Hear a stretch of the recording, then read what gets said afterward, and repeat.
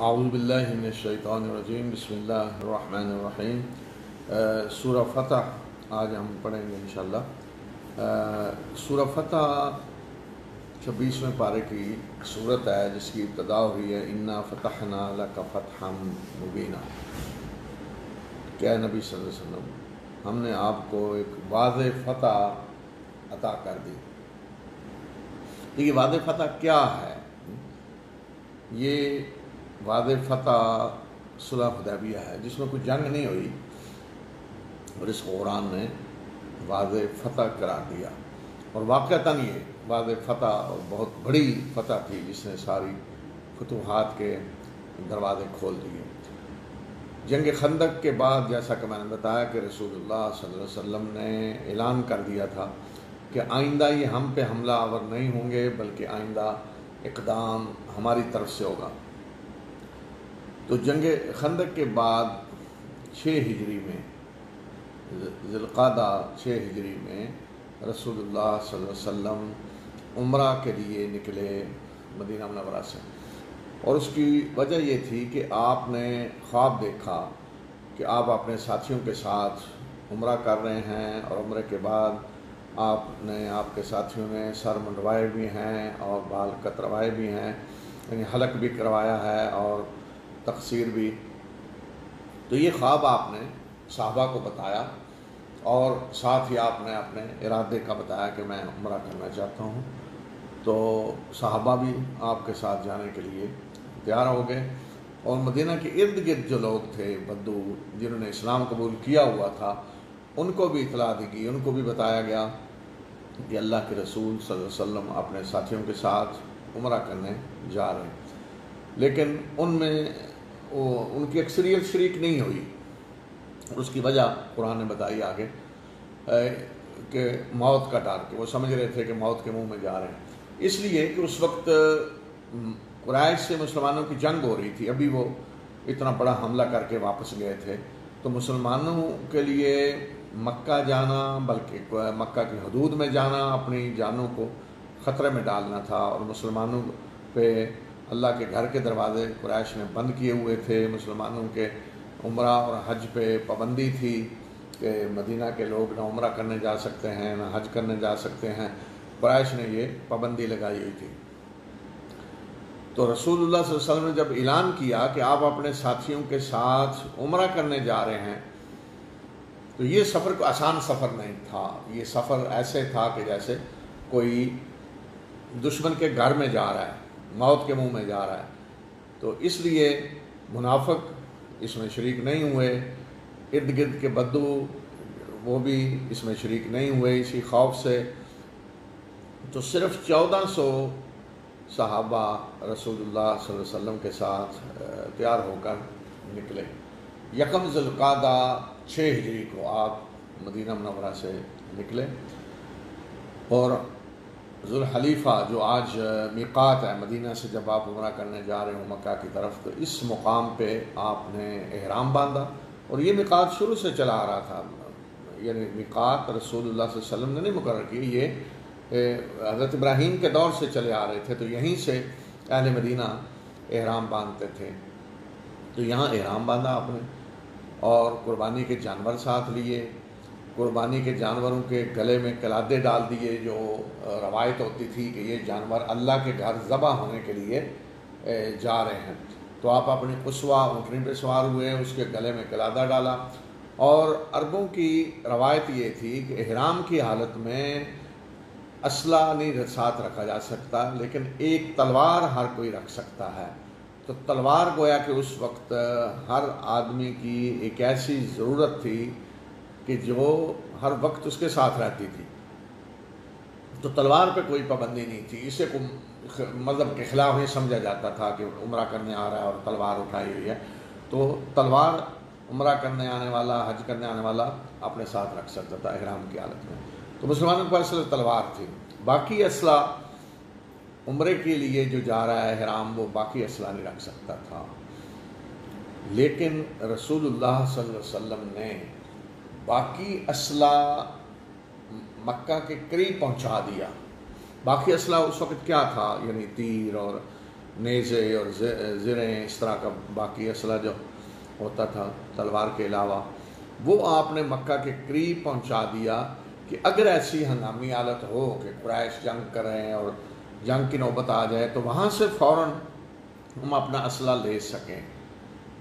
تو یہ ہے رسول اللہ صلی اللہ علیہ وسلم کی حکمت کہ ایسے معاملات میں کہ آپ ہر وقت تیار رہتے تھے اس کے لیے کہ دشمن کیا کر سکتا ہے، آگے کیا ہو سکتا ہے، اور اس کے لیے تیاری کیسے کرنی، ہر وقت کے حالات کے لیے آپ تیار رہتے تھے۔ یہ نہ ہو کہ یہ تو ہم نے نہیں سوچا نہیں تھا، یہ تو کیا نہیں تھا، اچانک یہ ہو گیا۔ تو جنگوں میں یا دشمن سے جب ہم معاملہ کر رہے ہوں تو سارا کچھ سامنے رکھ کر دیکھا جاتا ہے کہ صورتحال یہ بھی ہو سکتی ہے، اس کے لیے ہماری یہ تیاری ہے، سیکنڈ آپشن یہ ہے، آگے تھرڈ یہ ہے، یہ تو یہ جنگی تیاریاں ہوتی ہیں۔ تو اس میں ہر قسم کے حالات کو سامنے رکھا جاتا ہے، تو آپ نے ان حالات کو بھی سامنے رکھا۔ تو آپ ذوالحلیفہ سے چلے اور یہاں چلتے ہی آپ نے بنو خدا، قبیلہ خدا کے ایک شخص کو جاسوس بنا کر بھیجا۔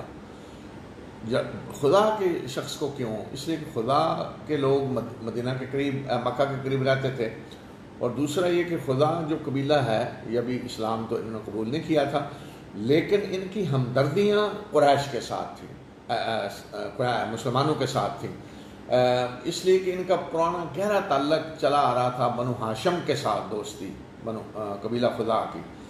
تو چونکہ اللہ کے رسول صلی اللہ علیہ وسلم کا وہ قبیلہ تھا تو اس لیے مسلمانوں کے ساتھ ہوئی فطرتاً ان کی دوستی تھی، مسلمانوں سے محبت تھی، وہ چاہتے تھے کہ اللہ کے رسول صلی اللہ علیہ وسلم غالب ہوں۔ تو دیکھیں اس سے یہ بات بھی معلوم ہوتی ہے کہ ضروری نہیں ہے کہ ہر کافر آپ کا دشمن ہے۔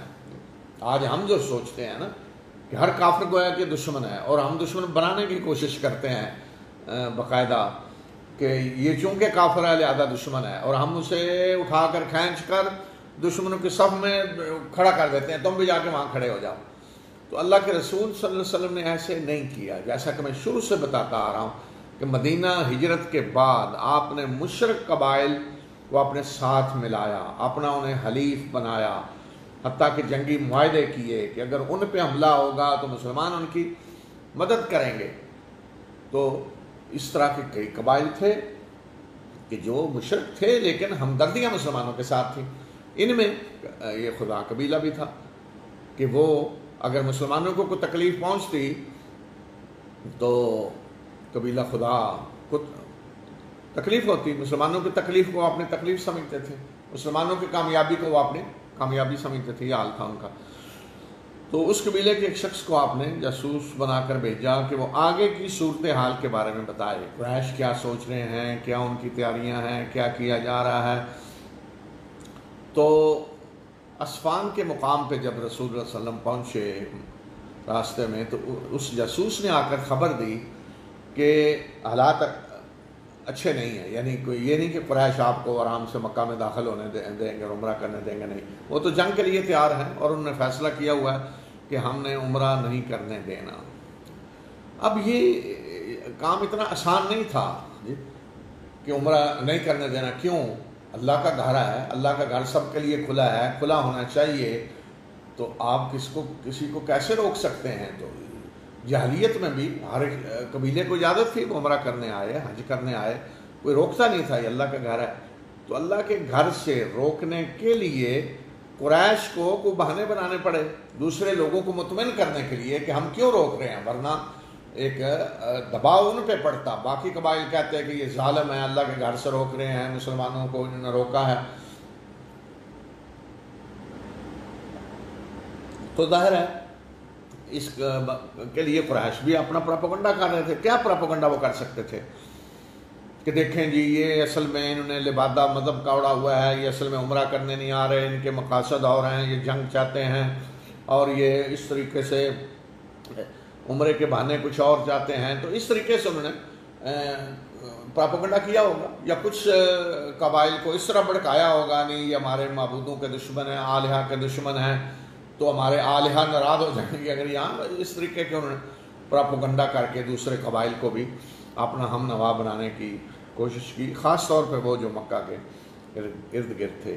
تو آپ کو جب اطلاع ملی کہ قریش نے ہر صورت میں روکنے کا فیصلہ کیا ہوا ہے تو آپ اور زیادہ اب محتاط ہو کر چلنے لگے. پھر آگے بڑھے تو آپ کو اطلاع ملی کہ خالد بن ولید جو اس وقت ابھی اسلام نہیں لائے تھے وہ 200 سواروں کے ساتھ راستے میں اصل جو راستہ تھا کاروانی راستہ وہ اس پہ کھڑے ہیں مسلمانوں کو روکنے کے لیے. تو ظاہر ہے کہ پھر جنگ ہوگی. رسول اللہ صلی اللہ علیہ وسلم جنگ سے بچنا چاہتے تھے تو اس لیے آپ نے وہ راستہ بدل دیا, اس راستے کو چھوڑ دیا. تو خالد بن ولید کو پتہ چل گیا کہ مسلمان راستہ بدل کے آگے بڑھ گئے ہیں. تو اس نے قریش کو جا کے اطلاع دے دی کہ مسلمان آ رہے ہیں, دوسرے راستے سے آ رہے ہیں. تو اس طرح آگے بڑھتے بڑھتے آپ حدیبیہ کے مقام پہ پہنچے. حدیبیہ آج تقریباً مکہ کا ایک باہر کا حصہ ہی بن چکا ہے. مکہ کی آبادی جو بڑھ گئی ہے تو حدیبیہ مکہ کے اندر ہی آخری حصہ جیسے ہوتا ہے شہر کا باہر, اس طرح اندر مکہ کے اندر آ چکا ہے. تو یہ مقام تھا جہاں رسول اللہ صلی اللہ علیہ وسلم جا کر ٹھہرے. تو اب ارد گرد سب قبائل میں یہ خبر پھیلی ہوئی ہے کہ بس یہ کوئی جنگ ہونے والی ہے, جنگ کے بادل منڈلا رہے ہیں. وجہ کیا ہے کہ دیکھیں ادھر سے مسلمان آ گئے ہیں اور ادھر قریش کہہ رہے ہیں ہم انہیں عمرہ نہیں کرنے دیں گے, داخل نہیں ہونے دیں گے. تو مکہ کے ارد گرد جو قبائل تھے انہوں نے جیسے کہتے ہیں نا کہ سفارتی سرگرمیاں شروع کر دی کہ جنگ کو کسی طرح روکا جائے, دونوں فریقوں کو سمجھایا جائے, جنگ کو روکا جائے. سفارتی سرگرمیاں شروع ہو گئیں. تو سب سے پہلے جو شخص مسلمانوں کے پاس آیا رسول اللہ صلی اللہ علیہ وسلم کے پاس وہ قبیلہ خدا کا سردار تھا بدیل بن ورقہ. وہ خدا کے کچھ لوگوں کے ساتھ آیا اور آ کر رسول اللہ صلی اللہ علیہ وسلم سے ملا اور آپ نے بتایا ہمارے آنے کا مقصد یہ ہے, ہم صرف اور صرف عمرہ کرنے آئے ہیں. دیکھ لیں ہدی کے جانور دیکھ لیں, ان کے گلوں میں کلادے ہم نے ڈالے ہوئے ہیں, ہمارے پاس صرف تلواریں ہیں, ہمارا کوئی اور مقصد نہیں ہے. تو بہرحال اس نے مسلمانوں کی حمایت کی اور کہا کہ بالکل آپ کو حق ہے عمرے کا, قریش کو حق نہیں ہے کہ وہ روکیں, میں قریش سے بات کرتا ہوں. تو اس نے جا کر قریش کو پیغام دیا رسول اللہ صلی اللہ علیہ وسلم کا کہ وہ صرف عمرے کے لیے آئے ہیں. اور رسول اللہ صلی اللہ علیہ وسلم نے ساتھ یہ بھی پیغام دے دیا بدیل کے ذریعے قریش کو کہ قریش جنگیں کر کر کے تھک چکے ہیں اور اگر وہ کوئی اس طرح کا معاہدہ کر لیں جنگ نہ کرنے کا تو آرام کریں, تو میرے اور دوسرے لوگوں کے درمیان سے ہٹ جائیں. تو اگر دوسرے لوگ میری اطاعت میں آ گئے تو بعد میں یہ بھی آ جائیں, اور اگر کوئی اور معاملہ ہوا تو پھر ان کا کام دوسرے کریں, یہ ہٹ جائیں میرے اور لوگوں کے درمیان سے. تو یہ پیغام بھی بدیل نے جا کر بتایا. لیکن ظاہر قریش تو جزیرۃ العرب کی سب سے بڑی قوت تھی. پھر یہ ہے کہ مذہبی جو تقدس انہیں حاصل تھا وہ, اور پھر سیاسی اور پھر اقتصادی طور پہ ان کے لیے جو مواقع تھے مکہ میں رہ کر وہ اسی وجہ سے تھے کہ وہ اللہ کے گھر کے متولی بن کر بیٹھے ہوئے تھے. تو یہ ساری چیزیں وہ اپنے ہاتھ سے نکلنے نہیں دینا چاہتے تھے. تو اس لیے انہوں نے تو ہر صورت لڑنا تھا, روکنا تھا اللہ کے رسول صلی اللہ علیہ وسلم کو. لیکن آپ کی کوشش یہ تھی کہ ارد گرد کے قبائل کو یہ پتہ چلے کہ ہم صرف عمرہ کرنے آئے ہیں, اور قریش کے بارے میں ان کے ذہنوں میں یہ بات بیٹھے کہ قریش اس وقت ظلم کر رہے ہیں, اللہ کے گھر سے روک رہے ہیں. تو اس کا پہلا شخص یہ آیا بدیل. پھر اس کے بعد ایک اور شخص حابیش کا سردار تھا حلیس بن علقمہ, وہ آیا. آپ کو پتہ چلا کہ وہ آ رہا ہے, وہ یعنی سفارتی سرگرمیاں, جنگ سے روکا جائے کسی بھی آدمی. تو رسول اللہ صلی اللہ علیہ وسلم کو جب پتہ چلا تو یہ لوگ جو تھے یہ ہدی کے جانوروں کا بڑا احترام کرتے تھے, اور وہ جاہلیت میں احترام کیا جاتا تھا. اگر کسی جانور کے گلے میں پٹا ڈلا ہوا ہے یعنی اللہ کے گھر جا رہا ہے ذبح ہونے کے لیے تو اس کو کوئی ہاتھ نہیں لگاتا تھا. لیکن یہ جو قبیلہ تھا یہ بہت زیادہ احترام کرتے تھے ہدی کے جانوروں کا. تو رسول اللہ صلی اللہ علیہ وسلم کو جب پتہ چلا یہ آ رہا ہے تو آپ نے مسلمانوں کو حکم دیا کہ اس کے راستے میں جدھر سے آ رہا ہے سارے وہ جانور کھڑے کر دیں, اونٹ کہ جن کو لایا گیا ہے قربانی کے لیے, گلے میں کلادے پڑے ہوئے ہیں, تاکہ وہ دیکھ لے اپنی آنکھوں سے کہ ہم تو عمرہ کرنے آئے ہیں. تو یہ دیکھیں یہ چیز ہوتی ہے کہ آپ سفارتی سطح پہ اپنے کیس کو کس طرح پیش کر رہے ہیں. یہ نہیں بات نہیں جی ہم سچے ہیں، ہم ٹھیک ہیں، ہم مسلمان ہیں، ہم حق پہ ہیں، ہمیں کیا پرواہ ہے کسی کی، ہم لڑ جائیں گے مر جائیں گے، یہ طریقہ نہیں ہے جو آج ہمارے یہاں بعض جذباتی لوگ اختیار کرتے ہیں۔ لوگوں کو آپ کو اپنا ہم نوا بنانا ہوگا، لوگوں کو بتانا ہوگا کہ ہاں کہ ظالم کون ہے، ہم ظلم نہیں کر رہے، ہم تو حق پہ ہیں، ہمارا موقف صحیح ہے۔ تو اس کے لیے جو سفارتی سرگرمیاں ہوتی ہیں وہ آپ کو کرنی ہوں گی، لوگوں کو سمجھانا ہوگا، اس کے لیے مختلف طریقے اختیار کرنے ہوں گے۔ آج کے دور میں مثلا جو میڈیا کا استعمال ہے وہ کرنا ہوگا۔ تو آپ نے وہ جب کھڑے کر دیے جانور سامنے تو دیکھیں اس کا اتنا اثر پڑا کہ وہ شخص جانور دیکھ کے وہیں سے واپس چلا گیا، رسول اللہ صلی اللہ علیہ وسلم کے پاس آیا ہی نہیں بات کرنے۔ اس نے دیکھ لیا کہ مسلمانوں کا موقف تو عملی طور پہ میں نے دیکھ لیا کہ وہ تو عمرہ کرنے کے لیے آئے ہیں، اور اس نے جا کے قریش کو کہا کہ میں تو دیکھ کر آیا ہوں کہ وہاں ہدی کے جانور، قربانی کے جانور کھڑے ہیں، تو وہ مسلمان تو عمرہ کرنے آئے۔ تو گویا کہ ایک بہت بڑا حلیف قریش کا مسلمانوں کا ہم نوا بن گیا، اور قریش پہ گویا کہ دباؤ پڑا کہ وہ اجازت دیں عمرے کی، اگر وہ روک رہے ہیں تو وہ ظالم ہیں۔ تو اس نے کہا کہ میں تو اس بات کی تائید نہیں کروں گا کہ آپ لوگ مسلمانوں کو اس طرح عمرہ کرنے سے روکیں۔ تو یہ قریش پہ ایک بہت بڑا سیاسی دباؤ پڑا۔ اس سے پہلے بدیل بن ورقہ جو ہے اس نے بھی اسی طرح کے سیاسی دباؤ ڈالا۔ پھر ایک اور سردار عروہ بن مسعود، یہ قبیلہ بنو ثقیف سے تعلق تھا، طائف کا جو قبیلہ تھا، یہ بہت بڑا سردار تھا جو پورے علاقے میں جس کی بات مانی جاتی، سنی جاتی۔ تو اس کو پتہ چلا یہ صورتحال ہے، تو یہ بھی آیا بات چیت کرنے۔ تو پہلے یہ رسول اللہ صلی اللہ علیہ وسلم کے پاس آیا، آپ سے پوچھا کیا مقصد ہے، کیوں آئے ہیں، تو آپ نے بھی اسی طرح سارا کچھ سمجھایا اسے۔ تو یہ بھی وہی باتیں کرتا رہا، جی جنگ نہیں ہونی چاہیے، اور تو اس طرح گفتگو کرتے کرتے اس نے یہ بات بھی کہہ دی رسول اللہ صلی اللہ علیہ وسلم کو بتانے کے لیے، جی بڑے خطرات میں آپ اپنے آپ کو ڈال رہے ہیں، اس طرح نہ کریں، مکہ میں داخل نہ ہوں، یہ ہو جائے گا۔ یہ تو کرتے باتوں میں اس نے یہ بھی کہہ دیا کہ یہ جو لوگ آپ کے ساتھ ہیں نا، یہ چھوڑ کے بھاگ جائیں گے آپ کو، تو اس لیے سوچ لیں آپ۔ تو اس پہ صحابہ کو بڑا صدمہ ہوا سن کے، اور صحابہ نے بڑے سخت الفاظ میں جواب دیا کہ تم یہ کہہ رہے ہو کہ ہم چھوڑ کر بھاگ جائیں گے؟ ہم تو اللہ کے رسول صلی اللہ علیہ وسلم پہ اپنی جان قربان کرنے والے ہیں، ہم بھاگ جائیں گے؟ تو بہرحال وہ جب وہاں ٹھہرا، مسلمانوں کے ساتھ کچھ وقت گزارا، تو دیکھا کہ رسول اللہ صلی اللہ علیہ وسلم کے ساتھ صحابہ کی محبت کا کیا تعلق ہے، کہ آپ وضو کر رہے ہیں تو وضو کا پانی لوگ اپنے ہاتھوں میں لے کے اپنے منہ پہ مل رہے ہیں، جسم پہ مل رہے ہیں، آپ تھوکتے ہیں تو اپنا ہاتھ آگے کرتے ہیں، یعنی رسول اللہ صلی اللہ علیہ وسلم کا استعمال کردہ پانی بابرکت اسے صحابہ اپنے منہ پہ مل رہے ہیں، اپنے جسموں پہ لگا رہے ہیں، وہ نیچے نہیں گرنے دے رہے۔ تو اسی طرح رسول اللہ صلی اللہ علیہ وسلم کوئی حکم دیتے ہیں تو فوراً بجا لاتے ہیں، اور آپ کا احترام، یہ ڈسپلن، تو یہ ساری چیزیں جب اس نے دیکھی تو اس کے ذہن پہ اس کا اثر پڑا، اور اسے پتہ چلا کہ مسلمان کوئی معمولی طاقت نہیں ہے۔ تو پھر جب قریش کے پاس گیا، ان کو جا کے سمجھایا، اور سب ایک بڑی اہم بات اس نے قریش کو جو کہی، اس نے کہا کہ میں کیسر و کسریٰ کے درباروں میں گیا ہوں، بڑے بڑے بادشاہوں کے، تو میں نے کبھی نہیں دیکھا کہ کسی لیڈر کے پیروکار اس قدر اس سے محبت کرنے والے ہوں جس طرح محمد صلی اللہ علیہ وسلم کے ساتھی ہیں۔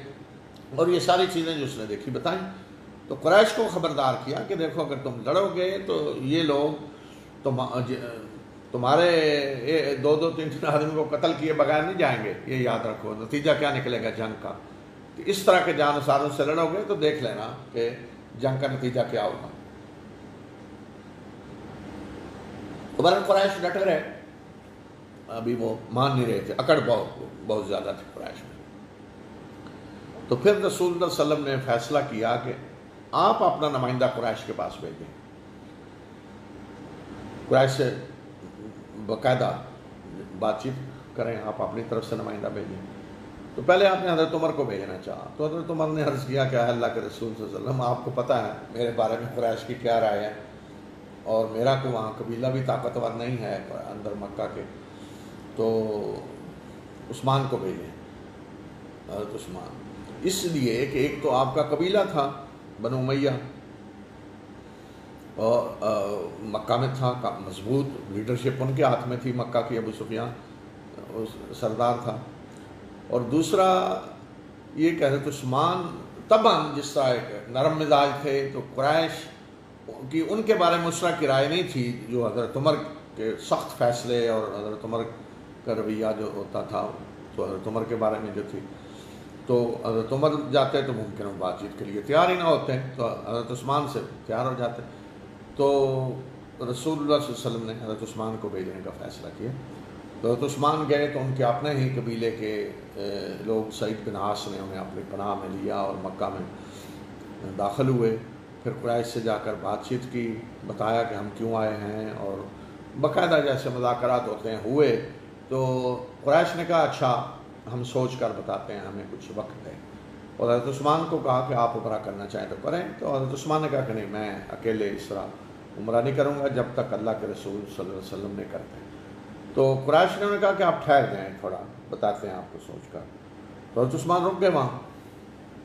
جب حضرت عثمان رک گئے تو اب ادھر کوئی اطلاع نہیں تھی کہ کیا صورتحال ہے، مذاکرات کا کیا نتیجہ نکلا ہے، اور حضرت عثمان کیوں نہیں آ رہے۔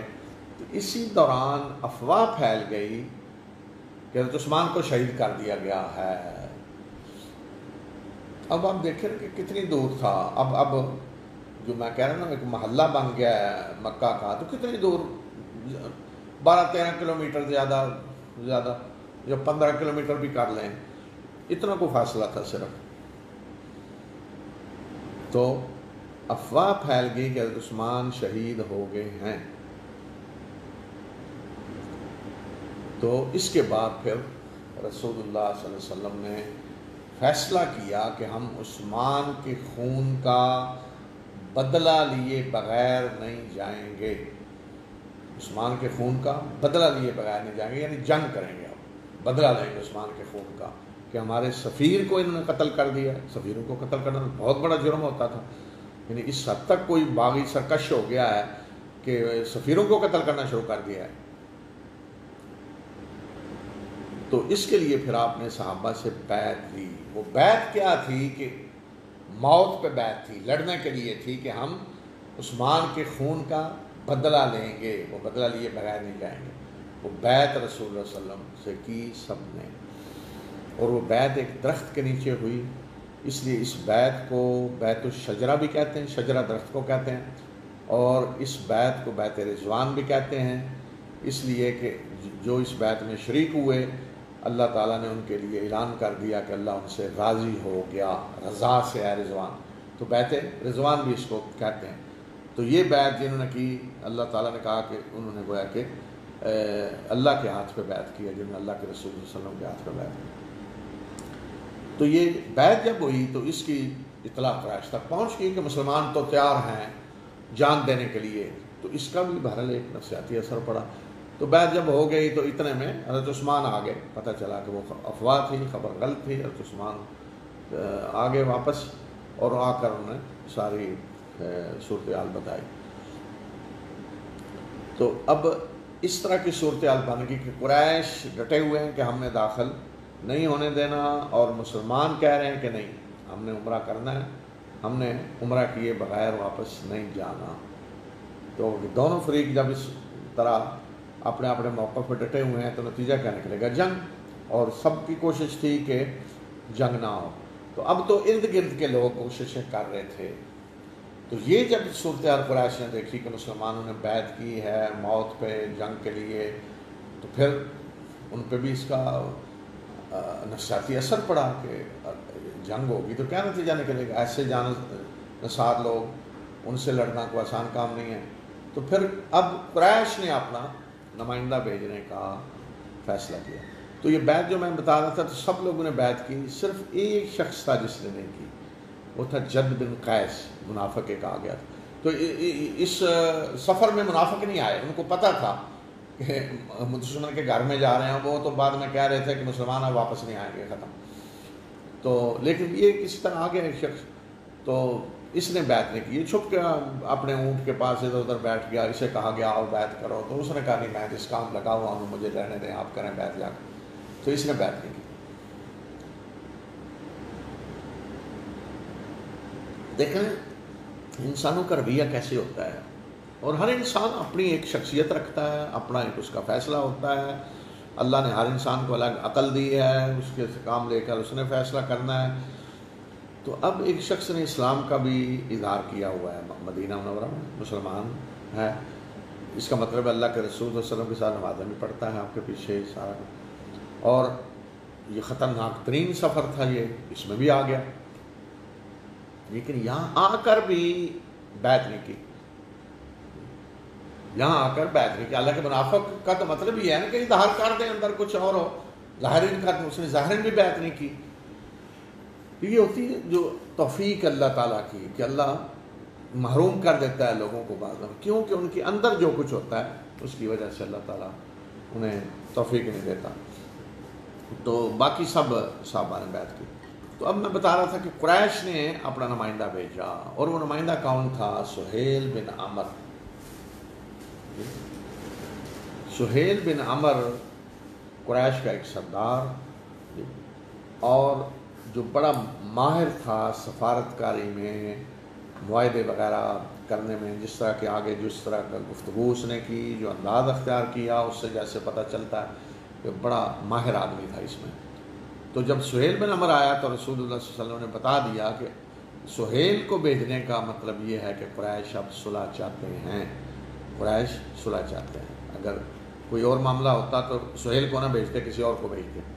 تو سہیل بن عمر آیا، رسول اللہ صلی اللہ علیہ وسلم سے مذاکرات ہوئے، طویل بات چیت، ہر موضوع پہ موقف سارے سامنے آئے، اور بالآخر ان مذاکرات کا نتیجہ یہ نکلا کہ ایک صلح کا معاہدہ تشکیل پایا، جس کی شقیں تھی کچھ، نمبر 1، نمبر 2، نمبر 3، نمبر 4، جس میں سب سے بڑی جو شق تھی پہلی وہ یہ تھی کہ مسلمان اس سال عمرہ کیے بغیر واپس چلے جائیں گے، اور آئندہ سال آ کر عمرہ کریں گے، اور انہیں 3 دن مکہ میں رہنے کا موقع دیا جائے گا، اور اس دوران قریش مکہ خالی کر دیں گے، مکہ سے باہر چلے جائیں گے، اور مسلمانوں کو آزادی ہوگی پوری کہ وہ 3 دن مکہ میں رہیں۔ 3 دن، اس کا مطلب 3 دن کا ویزا دیا جائے گا انہیں، اور 3 دن کے بعد وہ مکہ چھوڑ دیں گے۔ تو یہ گویا کہ قریش کی کہ ایک وہ انا کا مسئلہ جو انہوں نے بنا لیا تھا، نہیں جی ہم نے داخل نہیں ہونے دینا، اور بالکل وہ تو ایک جیسے ہوتا ہے نا، چلو درمیانی راستہ نکال لیں گے، تو ان کی انا بھی باقی رہی، دیکھیں جی ہم نے نہیں داخل ہونے دیا، ہم نے کہا تھا نا نہیں داخل ہونے دیا، تو آئندہ سال آ جائیں آپ۔ تو پہلی شک یہ۔ دوسری شک یہ تھی کہ 10 سال تک فریقین میں جنگ نہیں ہوگی، جنگ کا معاہدہ 10 سال، یعنی کہ ہمیشہ کے لیے جنگ نہیں ہوگی، یہ نہیں ہوتا، اتنے سال تک جنگ نہیں ہوگی۔ تیسری شک یہ تھی کہ اب علاقائی قوتیں صرف 2 ہیں، ایک مسلمان ہیں اور ایک قریش ہیں، پورے جزیرۃ العرب۔ جب ہم جزیرۃ العرب کہتے ہیں تو سارا آج کا سعودیہ سارا، اور یہ متحدہ عرب امارات اور قطر، بحرین، یہ سارا علاقہ اسے کہا جاتا ہے جزیرۃ العرب۔ تو یہاں جتنے طاقتیں تھیں علاقائی قوتیں، تو اس میں گویا کہ یہ فیصلہ ہو گیا کہ اب 2 قوتیں ہیں، ایک مسلمان ہے ایک قریش۔ تو جو قریش کے ساتھ ملنا چاہے، قریش کے کیمپ میں جانا چاہے چلا جائے، جو مسلمانوں کے کیمپ میں جانا چاہے چلا جائے۔ یہ ایسا ہی ہے جیسے کچھ عرصہ پہلے 2 سپر پاور تھی نا، ایک امریکہ اور ایک سوویت یونین۔ تو ایک کیمپ امریکہ کا تھا، امریکی کیمپ میں تھے کچھ لوگ، اور کچھ جو ہیں سوویت یونین کے کیمپ میں تھے، 2 کیمپ تھے۔ تو اس طرح گویا کہ 2 کیمپ ہوں گے، اب جو جس میں شامل ہونا چاہتا ہے ہو جائے، اور جو جس کیمپ میں شامل ہوگا وہ اسی کا فرد سمجھا جائے گا، وہ اس کو وہی حقوق حاصل ہوں گے۔ یعنی مسلمانوں کے کیمپ میں جو آیا تو پھر گویا کہ اس پہ حملہ ہوا تو مسلمانوں پہ حملہ سمجھا جائے گا جی۔ تو اس طرح ہر ایک کو کہا گیا کہ وہ جس کم پہ شامل ہونا چاہتا ہے. چوتھی شک جو نازک تھی بڑی مسلمانوں کے لیے وہ یہ کہ اگر کوئی مکہ سے مسلمان ہو کر اپنے گھر والوں کی اجازت کے بغیر مدینہ آئے گا تو اسے واپس کیا جائے گا. مسلمان اسے واپس مکہ بھیج دیں گے. اور اگر مدینہ سے کوئی آئے گا اسلام کو چھوڑ کر مکہ تو اسے واپس نہیں بھیجا جائے گا. یہ شرط جو ہے نا یہ بڑی نازک تھی مسلمانوں کے لیے. اور ویسے سوچیں کہ معاہدہ کرنے والا جو سہیل بن عمر مثلا جو ہے کیسی شک پہ وہ اڑا ہوا ہے کہ مکہ سے جو جائے گا بغیر اجازت اسے مسلمان واپس کرے، اور اگر مدینہ سے آ رہا ہے جی ہم بھی واپس کریں گے. یہ مانے آپ. رسول اللہ صلی اللہ علیہ وسلم نے مان لی. اور کیوں مانی میں آپ کو بتاتا ہوں، سیدھی سی بات سمجھ آنے والی، اور آپ نے وضاحت کر دی اس کی بات میں. تو یہ شک جو ہے یہ مسلمانوں پہ بڑی گراں گزر رہی تھی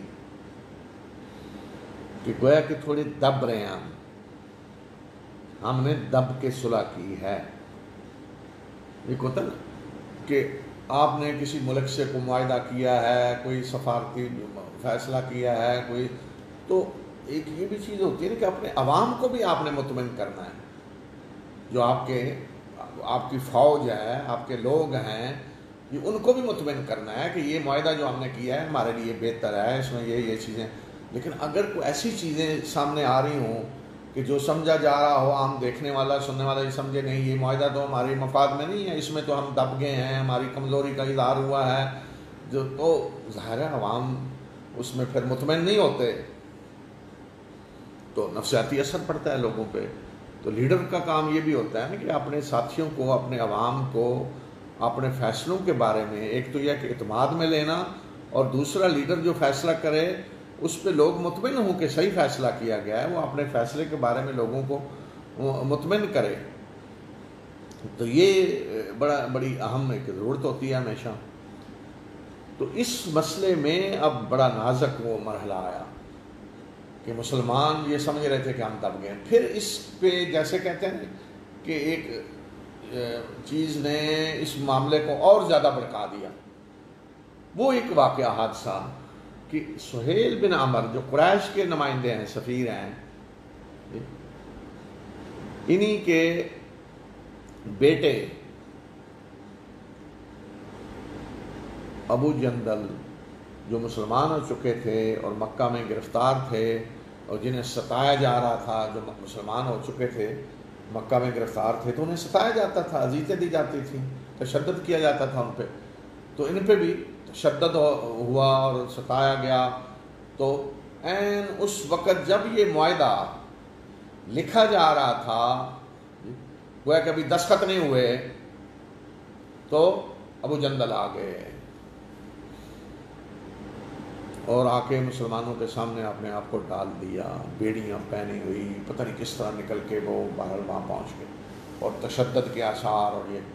تو انہوں نے کہا کہ دیکھو مسلمانوں کا دیکھے میرے ساتھ کیا ہو رہا ہے. تو اب معاہدہ جب لکھا جانے لگا تو سہیل بن عمر ایک ایک بات پہ دیکھیں کس طرح موقف اس کا تھا. کہ سب سے پہلے جو ابتدا میں لکھا جانے لگا معاہدہ، جس طرح کہ لکھے جاتے ہیں معاہدے، کہ یہ معاہدہ محمد رسول اللہ صلی اللہ علیہ وسلم اور قریش کے نمائندے سہیل بن عمر کے درمیان ہے. اللہ کے رسول صلی اللہ علیہ وسلم نے یہ لکھوایا، حضرت علی لکھ رہے تھے انہوں نے لکھ دیا. تو سہیل بن عمر نے کہا کہ نہیں یہ نہ لکھیں. کیا لکھیں؟ کہ یہ معاہدہ محمد بن عبداللہ اور سہیل کے نمائندے، قریش کے نمائندے سہیل بن عمر کے درمیان ہے. کیوں؟ انہوں نے کہا جی ہم تو آپ کو اللہ کا رسول نہیں مانتے، تو اگر ہم معاہدے میں لکھ دیں کہ یہ معاہدہ محمد الرسول اللہ صلی اللہ علیہ وسلم اور قریش کے نمائندے سہیل بن عمر کے، تو اس کا تو مطلب یہ ہے کہ ہم اللہ کا رسول آپ کو مان کر آپ سے جنگ کر رہے ہیں. گویا کہ آپ نے آپ کو اللہ کا رسول مان لیا اس طرح. تو اس کا مطلب اللہ کا رسول مان کر ہم جنگ کر رہے ہیں؟ نہیں، ہماری جنگ تو یہ ہے کہ ہم آپ کو اللہ کا رسول نہیں مان رہے. تو لہذا، اور بات تو یہ ہے، اگر لکھ لیا جاتا کہ یہ معاہدہ محمد رسول اللہ صلی اللہ علیہ وسلم اور قریش کے درمیان ہے، تو اس کا مطلب یہ قریش نے آپ کو اللہ کا رسول تسلیم کر لیا. کیونکہ معاہدے میں تو ایک ایک لفظ کو دیکھا جاتا ہے، قانونی عبارتیں ہوتی ہیں بڑی اہم. تو وہ اس پہ اڑ گیا. تو یہ چونکہ لکھا جا چکا تھا، تو پھر رسول اللہ صلی اللہ علیہ وسلم نے حضرت علی سے کہا کہ مٹا دیں، اور آپ نے فرمایا کہ تم نہ مانو، میں اللہ کا رسول ہوں، تمہارے نہ ماننے سے کوئی فرق نہیں پڑتا. تو آپ نے حضرت علی سے کہا اچھا یہ مٹا کے اس طرح لکھ دیں. تو حضرت علی نے کہا جی میں گوارا نہیں کرتا، میرا ضمیر مجھے اجازت نہیں دیتا کہ میں اللہ کے رسول صلی اللہ علیہ وسلم کے نام مبارک کو جو لکھا ہوا ہے اس کو مٹاؤں، میری یہ جرت نہیں ہے. تو اللہ کا حکم تھا رسول اللہ صلی اللہ علیہ وسلم کا مٹائیں، لیکن حضرت علی کو یہ نہیں کہ حکم کے خلاف، مطلب وہ بتا رہے ہیں کہ میری جرت نہیں ہے، میں یہ نہیں کر سکتا کہ اللہ کے رسول صلی اللہ علیہ وسلم کے نام کو مٹاؤں. تو پھر آپ نے کہا کہ دکھاؤ کہاں لکھا ہوا ہے، میں خود مٹا دیتا ہوں. تو پھر آپ نے خود مٹایا، اور پھر دوبارہ لکھا گیا کہ یہ معاہدہ محمد بن عبداللہ اور رسول اللہ صلی اللہ علیہ وسلم، اللہ کے رسول اور سہیل بن عمر کے درمیان. تو پھر آگے وہ شکیں ساری جو ہیں باقی لکھی گئیں. تو ابھی معاہدے پہ باقاعدہ دستخط نہیں ہوئے، لیکن لکھا جا چکا تھا، وہ گویا کہ طے ہو چکا تھا زبانی کہ یہ چیزیں جن پہ اتفاق ہوا ہے. وہ سہیل بن عمر کا بیٹا جب آ گیا تو سہیل نے کہا جی دیکھیں، سب سے پہلے اب آپ نے اس معاہدے پہ عمل یہ کرنا ہے کہ اس کو واپس کریں. معاہدے پہ عمل سب سے پہلے یہیں سے شروع ہوگا کہ اس کو واپس کریں. اگر اس کو واپس نہیں کریں گے تو معاہدے پہ دستخط نہیں ہوں گے، معاہدہ نہیں ہوگا. تو رسول اللہ صلی اللہ علیہ وسلم نے چاہا کہ کسی بھی طرح سہیل کو اس پہ مان لیں، تیار کر لیں. تو آپ نے فرمایا چلو معاہدے سے ہٹ کے میرے لیے اس کو چھوڑ دو، مان لو، میرے لیے چھوڑ دو. معاہدے کے ٹھیک ہے، معاہدے کے مطابق ہم پابند ہیں، لیکن میرے لیے چھوڑ دو. اس نے کہا کہ نہیں، کچھ بھی نہیں ہو سکتا، کسی بھی طرح وہ ماننے کے لیے تیار نہیں تھا. تو بالآخر رسول اللہ صلی اللہ علیہ وسلم نے فیصلہ کر لیا ابو جندل کو واپس کرنے کا. تو معاہدے پہ دستخط ہو گئے. تو یہ جو صورتحال تھی نا ابو جندل کو کی واپسی، بڑی نازک صورتحال تھی.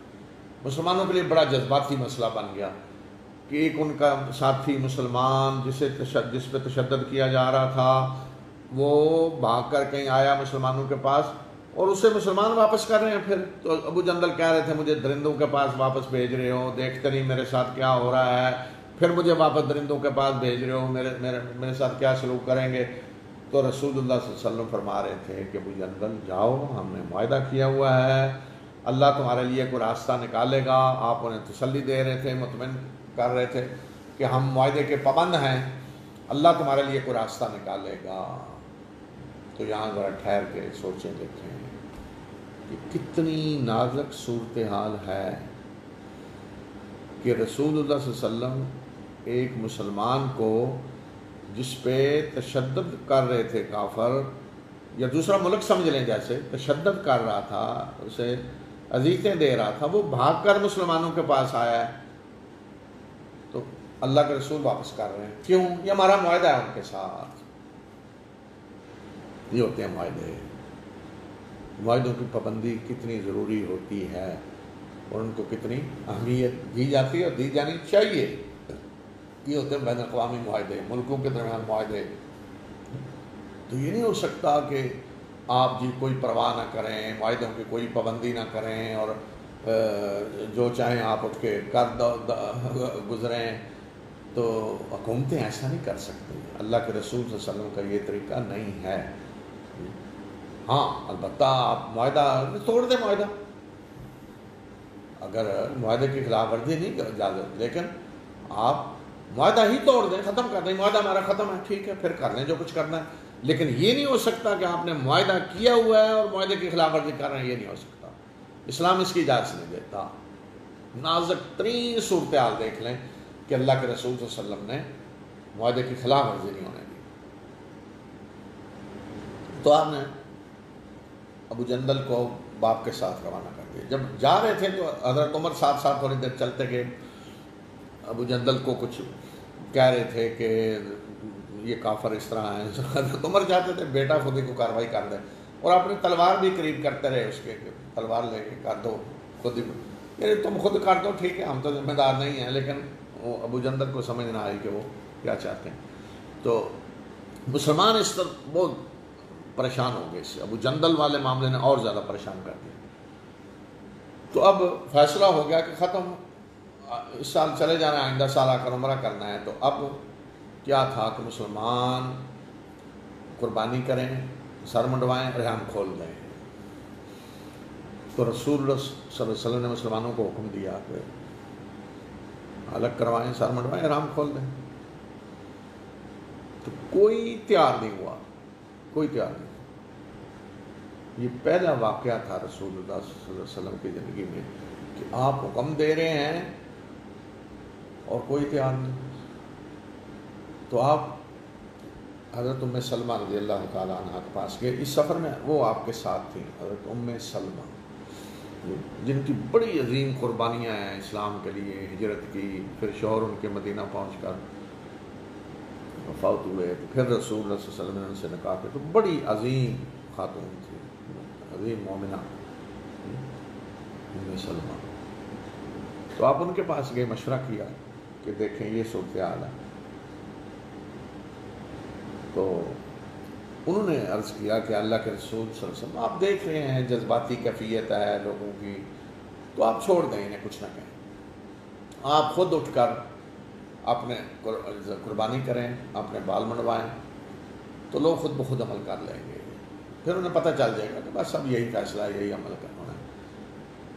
تو رسول اللہ صلی اللہ علیہ وسلم نے اسی طرح کیا. اس میں آپ ایک چیز تو یہ دیکھیں کہ رسول اللہ صلی اللہ علیہ وسلم کا مشورہ, کہ آپ ہر معاملے میں مشورہ کرتے ہیں. اب یہاں مشورہ کس سے ہو رہا ہے؟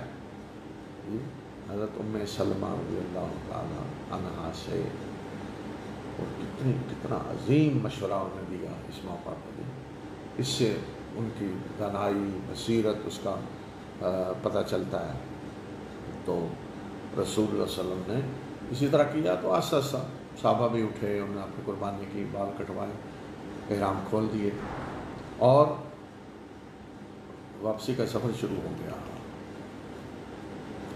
تو جب واپس جا رہے تھے مسلمان, تو راستے میں یہ صورت نازل ہوئی جس میں اللہ تعالیٰ نے اعلان کر دیا انا فتحنا لک فتحا مبینا, کہ ہم نے آپ کو ایک واضح فتح عطا کر دی. تو اس میں حضرت عمر رضی اللہ تعالیٰ عنہ, ان کا مزاج تھا کہ وہ آگے بڑھ کے بات کرنی, ان کا اتنا تھا نا اخلاص اسلام کے لیے, اور تو وہ اس طرح کے معاملات میں کھل کے رائے دیتے. تو انہوں نے اس دوران جب یہ ساری صورتحال سے گزر رہے تھے مسلمان, تو انہوں نے رسول اللہ صلی اللہ علیہ وسلم کی خدمت میں حاضر ہو کر عرض کی کہ اللہ کے رسول اللہ صلی اللہ علیہ وسلم, کیا ہم مسلمان نہیں؟ آپ نے کہا ہاں. کیا ہم حق پہ نہیں ہیں؟ ہم حق پہ ہیں. تو پھر ہم دبے کیوں ہیں, دب کے کیوں صلح کر رہے ہیں؟ گویا کہ کمزوری کا اظہار ہو رہا ہے کہ ہم دب کے صلح کر رہے ہیں. تو رسول اللہ صلی اللہ علیہ وسلم فرمایا کہ عمر, میں اللہ کا رسول, میں جو کچھ کر رہا ہوں وہ اللہ کے حکم سے کر رہا ہوں, اور اسی میں بہتری ہے یہ. پھر حضرت عمر حضرت ابو بکر کے پاس بھی گئے, ان کو بھی جا کے اسی طرح کہا. تو حضرت ابو بکر نے بھی یہی کہا کہ عمر, اللہ کے رسول نے یہ فیصلے کیے ہیں اور وہ صحیح ہیں. تو اللہ کے رسول صلی اللہ علیہ وسلم پہ تو اسی طرح ایمان ہونا چاہیے کہ جو انہوں نے فیصلہ کر دیا ہے وہ بس صحیح ہے, اس میں کوئی غلطی نہیں ہو سکتی, وہ بہتری اسی میں ہے. تو بہرحال انسان میں جذبات ہوتے ہیں, ان جذبات کا اظہار حضرت عمر نے کیا اس موقع پہ. تو پھر جب یہ صورت نازل ہوئی تو رسول اللہ صلی اللہ علیہ وسلم نے خاص طور پہ حضرت عمر کو بلایا اور انہیں یہ صورت سنائی. تو اس موقع پہ حضرت عمر نے کہا کہ واقعی یہ فتح مبین ہے, یعنی جب قرآن آ گیا تو ختم کرتے ہیں, واقعی یہ فتح مبین ہے, اللہ تعالیٰ نے اس کو فتح بنا دیا. آپ نے کہا کہ ہاں یہ فتح, واقعتاً بعد میں حالات نے ثابت کر دیا کہ یہ فتح مبین تھی. اصل ہم تو کہتے ہیں فتح مکہ کے بعد اسلام کا غلبہ شروع ہو گیا, اصل فتح یہ تھی. یہ فتح وہ تھی جس نے ساری فتوحات کے دروازے کھول دیے. تو بظاہر کیا ہے؟ یہ تو صلح ہے. قرآن صلح کو فتح قرار دے رہا ہے، اس لیے کہ اسلام دین دعوت ہے. تو جب دیکھیں نفرتیں ہوں نا دلوں میں، نفرتیں، غصہ بڑکایا ہوا لوگوں کو مسلمانوں کے خلاف، جنگیں ہو رہی ہیں، پراپوگنڈا ہو رہا ہے، تو لوگوں کے دل اس وقت کوئی دعوت کی بات سننے کے لیے تیار نہیں ہوتے. نفرت دلوں میں ہوتی ہے، بغض ہوتا ہے، تو اثر نہیں ہوتا دعوت کا، آپ کی دلیل کو سننے کے لیے تیار نہیں ہوتا. لیکن جب آپ کی صلح ہو جائے، معاملات اب وہ جنگ والے نہیں ہیں، جذبات وہ ٹھنڈے ہیں، میل جول ہے، لوگ ایک دوسرے سے مل رہے ہیں، ایک دوسرے کو قریب سے دیکھنے کا موقع مل رہا ہے، تو پھر لوگوں کی غلط فہمیاں دور ہوتی ہیں، پھر لوگ قریب سے آپ کو دیکھتے ہیں، پھر آپ کی بات سننے کے لیے تیار ہوتے ہیں، پھر اللہ کا دین پھیلتا ہے. تو آج بھی دیکھیں جو لوگ آج اسلام کے خلاف سازشیں کر رہے ہیں، ایک تو ہے نا، دیکھیں وہ لوگ جو اصل کٹر دشمن ہیں، جن کا کام ہی سازشیں کرنا ہے اور مسلمانوں کو نقصان پہنچانا، وہ ہیں یہودی. وہ تو دیکھیں بنو نذیر اور بنو قریظہ اور بنو قینقاع، مدینہ میں رسول اللہ صلی اللہ علیہ وسلم نے ان کے ساتھ کیا سلوک کیا، لیکن ان کا جواب کیا تھا. اور پھر پوری ہماری تاریخ پیچھے دیکھ لیں تو وہ ہمیشہ ایک گروہ ہے سازشی، اور مسلمانوں کے خلاف سازشیں کرنا، مسلمانوں کے خلاف ان کا نفرتیں پیدا کرنا. اور ان کا مسئلہ ایک وہ ہے خاندانی گویا کہ وہ کہتے ہیں کہ ہم حضرت ابراہیم کی اولاد ہیں اور ہم افضل ہیں، اور اللہ کے نبی امی لوگوں میں کیسے آ گئے. جس طرح قرآن میں جگہ جگہ اللہ تعالیٰ فرما رہے ہیں کہ یہ چاہتے ہیں کہ اللہ اپنا فضل جس کو دینا چاہتا ہے ان سے پوچھ کے دے، ان کی اجارہ داری ہے گویا کہ اللہ کے فضل پہ. تو ان کا مسئلہ تو یہ ہے. باقی جو بھی لوگ ہیں آج دنیا میں، یورپ دیکھ لیں، عیسائی دیکھ لیں، یورپ کے امریکہ میں دیکھ لیں، اور بھی جہاں بھی وہ کیا ہے کہ مسلمانوں کے خلاف نفرت پیدا کی گئی ہے. کس طرح کہ یہ دہشت گرد ہیں، یہ وحشی ہیں، یہ قتل کرتے ہیں، یہ ایسے کرتے ہیں، ایک پراپوگنڈا کر کے عجیب قسم کا ایک ذہن لوگوں کا بنایا گیا ہے اسلام کے خلاف. اور اس کا نتیجہ کیا ہے کہ لوگ اس طرح کی حرکتیں کرتے ہیں. انہیں پتہ ہی نہیں اسلام کیا ہے، انہیں پتہ نہیں کہ اللہ کے رسول صلی اللہ علیہ وسلم کی شان کیا ہے، انہیں نہیں پتہ. تو وہ اس طرح کی حرکتیں کرتے ہیں، ساری شرارتیں کر رہے ہیں. نفرت اس لیے کہ نفرت پیدا کر دی گئی ہے نا، بغض ان کے اندر رکھ دیا گیا ہے، انہیں ڈرا دیا گیا ہے مسلمانوں سے. اور پھر ہمارے کئی اسلام کے دعوے دار لوگوں نے جو حرکتیں کی مجرمانہ، انسانیت دشمن حرکتیں جو کی، کہ بے گناہوں کا قتل اور بم دھماکے اور خود کش حملے جا کے سویلین، اور یعنی کیا اسلام اس کی اجازت دیتا ہے؟ تو وہ جو پراپوگنڈا کیا گیا تھا، ان نے جا کر مہر لگا دی اس پہ، ہاں جی جو کچھ کہا جا رہا ہے اسی طرح ہے معاملہ. تو آج یہ ماحول پیدا کر دیا گیا ہے. تو اب اس کا حل یہ نہیں ہے کہ ہم اور زیادہ نفرتیں پیدا کریں، جواب میں ہم بھی اسی طرح ہم تمہیں ختم کر دیں گے، نہیں. اس کا طریقہ یہ ہے کہ جذبات ٹھنڈے ہوں، انہیں موقع ملے مسلمانوں کو قریب سے دیکھنے کا، مسلمانوں کے اخلاق کو دیکھنے کا، مسلمانوں کے بارے میں پڑھنے کا، رسول اللہ صلی اللہ علیہ وسلم کی سیرت پڑھنے کا، آپ کے اخلاق و کردار کو دیکھنے کو انہیں موقع ملے. تو پھر دیکھ لیں نتائج کیا نکلیں گے، کس طرح لوگ اللہ کے دین کی طرف آئیں گے. یعنی ابھی میں حیران ہوتا ہوں کہ ابھی ہماری جو مسلمانوں کی پورے عالم اسلام میں الا ماشاء اللہ کچھ چند جگہ ہوں گی کہ جہاں مسلمانوں کا کردار واقعی کوئی ایسا ہے کہ اسلام ان کے کردار میں نظر آتا ہے. بہت کم جگہ ہوں گی ایسی. ورنہ کیا ہے کہ اسلام جو کچھ کہہ رہا ہے مسلمان اس کے برعکس ہیں، الٹ سارا کچھ ہے کردار. بلکہ جو کردار مسلمان کا ہونا چاہیے وہ آج دوسری ملکوں میں غیر مسلموں کا ہے. یہ حال ہے، عدل، انصاف اور امانت اور سچائی اور سارا کچھ وہ ادھر نظر آتا ہے. اس کے باوجود آج بھی یہ حال ہے کہ بہت سارے لوگوں کو میں نے دیکھا، آج بھی میں ایک خبر دیکھ رہا تھا کہ کتنے ایسے لوگ غیر مسلم کئی پاکستان آتے ہیں تو آ کر اسلام قبول کر لیتے ہیں یہاں دیکھ کر. یعنی اس گئے گزرے دور میں بھی مسلمان معاشرے میں اتنی قوت ہے، طاقت ہے کہ جو آتا ہے وہ متاثر ہوتا ہے، اسلام کی طرف آ جاتا ہے۔ یہی چیز اور بھی ملکوں میں ہے، کسی مسلمان ملک میں جو جاتے ہیں ان پہ کوئی نہ کوئی اثر پڑتا ہے مسلمانوں کو قریب سے دیکھنے کا۔ تو اس طرح اگر جذبات ٹھنڈے ہوں جی تو اسلام کو سمجھیں گے لوگ۔ تو جو ہمارے دشمن ہیں وہ یہ چاہتے ہیں کہ جذبات بڑھکا کے رکھیں، مسلمانوں کی طرف سے بھی ہر وقت رویہ ایسا رہے کہ وہ بھی چیلنج کر رہے ہوں ہم یہ کر دیں گے، کافروں کو مار دیں گے، ختم کر، اور دوسری طرف تو ہے ہی پراپوگنڈا اس طرح کا کیا ہوا۔ پھر حتیٰ کہ قرآن کے بارے میں پراپوگنڈا کہ قرآن تو دیکھیں حکم دے رہا ہے کہ کافروں کو قتل کرو، کافروں کو مارو، یہ تو کسی کو زندہ رہنے کا حق نہیں دے رہے۔ بھئی یہ آیتیں اس وقت ان کے لیے نازل ہوئی ہیں جو مسلمانوں سے لڑ رہے تھے، ان کے بارے میں کہا جا رہا ہے وَاقْتُلُوهُمْ حَيْثُ ثَقَفْتُمُوهُمْ کہ یہاں بھی انہیں پاؤ، انہیں قتل کرو، وَأَخْرِجُوهُمْ مِنْ حَيْثُ أَخْرَجُوكُمْ اور جہاں سے انہوں نے تمہیں نکالا ہے تم انہیں نکالو۔ تو اب وہ آیتیں فٹ کر کے یہاں لوگوں کو دکھاتے ہیں، دیکھیں جی قرآن مسلمانوں کی جو کتاب ہے یہ تو کسی کو زندہ رہنے کا حق نہیں دے رہے، یہ تو کہہ رہے ہیں کہ ہر کافر کو قتل کرو۔ یہ پراپوگنڈا جب ہو رہا ہو کہ دیکھیں جی ان کی جو کتاب ہے جسے یہ کہتے ہیں اللہ کی کتاب، وہ کیا کہہ رہی ہے کہ ہر کافر کو قتل کر دو، تو پھر ہمارے بارے میں کیا رویہ ہوگا؟ تو پھر ہمیں کیا کرنا ہے؟ ہمیں سمجھانا ہے بھئی یہ نہیں ہے۔ ہماری تاریخ پوری دیکھ لیں، یہودیوں کو کہاں امان ملی ہے مسلمانوں کے دور میں؟ عیسائی یہودیوں کو ہمیشہ قتل کرتے رہے پوری تاریخ میں، مسلمان ان کے امان ملی ہے، عیسائیوں کو امان ملی ہے ہمارے حکومتوں کے دور میں۔ باقی جو بھی غیر مذاہب ہیں، اسلام تو وہ دین ہے جو باقی کو آزادی دیتا ہے، اور تو کوئی ہے ہی نہیں جو آزادی دے۔ تو یہ ہمیں سمجھانے کی ضرورت ہے۔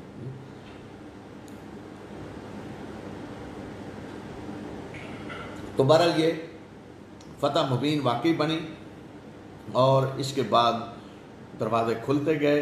تو جو آپ دیکھیں کہ مکہ کا 10 سالہ دور، پھر مدینہ کا یہ 6 سالہ دور، 16 سال مکہ کا 13 سالہ اور پھر 6 سالہ یہ گزر چکے تھے 6 سال۔ اس میں اتنے لوگوں نے اسلام قبول نہیں کیا جتنے لوگ 2 سال میں، یہ صلح 2 سال تک رہی، پھر اب تو قریش نے توڑی اور جنگ فتح مکہ، 2 سال کے اندر جتنے لوگ اللہ کے دین میں داخل ہوئے، یعنی آپ 1400 آدمی تھے آپ کے ساتھ، اور فتح 2 سال بعد فتح مکہ میں 10,000 کا لشکر تھا رسول اللہ صلی اللہ علیہ وسلم کے ساتھ۔ یہ تھی فتح، اتنی تیزی سے لوگ اللہ کے دین کی طرف آئے۔ تو اللہ تعالیٰ فرما رہے ہیں کہ ہم نے آپ کو فتح مبین، ایک واضح فتح عطا کر دی تاکہ اللہ آپ کی کوتاہی اگلی پچھلی ساری معاف کر دے اور اپنی نعمت کو تم پہ مکمل کرے اور آپ کے سیدھے راستے کی طرف رہنمائی کرے اور زبردست نصرت، اور اللہ آپ کو زبردست نصرت عطا کرے۔ وہ اللہ ہی ہے کہ جس نے مومنوں کے دلوں میں سکینت نازل کی تاکہ وہ اپنے ایمان کے ساتھ ایک اور ایمان کا اضافہ کریں، اور آسمان و زمین کے لشکر اللہ کے ہیں اور اللہ علیم و حکیم ہے۔ یہ جو فرمایا نا مومنوں کے دلوں میں اللہ نے سکینت نازل کی، تو دیکھیں مسلمان دشمن کے گھر میں جا کے بیٹھے ہوئے تھے، ایک ملک کے اندر جا کے بیٹھے ہوئے ہیں، مکہ کے اندر مسلمان بیٹھے ہوئے ہیں، تو وہاں بھی اللہ نے سکون نازل کی، سکینت۔ ایک تو یہ، دوسرا یہ کہ قریش نے کوشش کی، خاص طور پہ خالد بن ولید اور یہ گروپ تھا جو اکرمہ بن ابی جہل اور یہ سارا گروپ، تو انہوں نے کوشش کی کہ کسی طرح جنگ ہو۔ جب آپ ٹھہرے ہوئے تھے حدیبیہ میں تو اس دوران کئی دفعہ انہوں نے رات کو حملے کرنے کی کوشش کی تاکہ حملہ ہو، جنگ چھڑ جائے، تو لیکن مسلمانوں کی طرف سے اس کا بالکل کسی طرح کا کوئی جواب نہیں دیا گیا، تو یہ بھی تھا سکون۔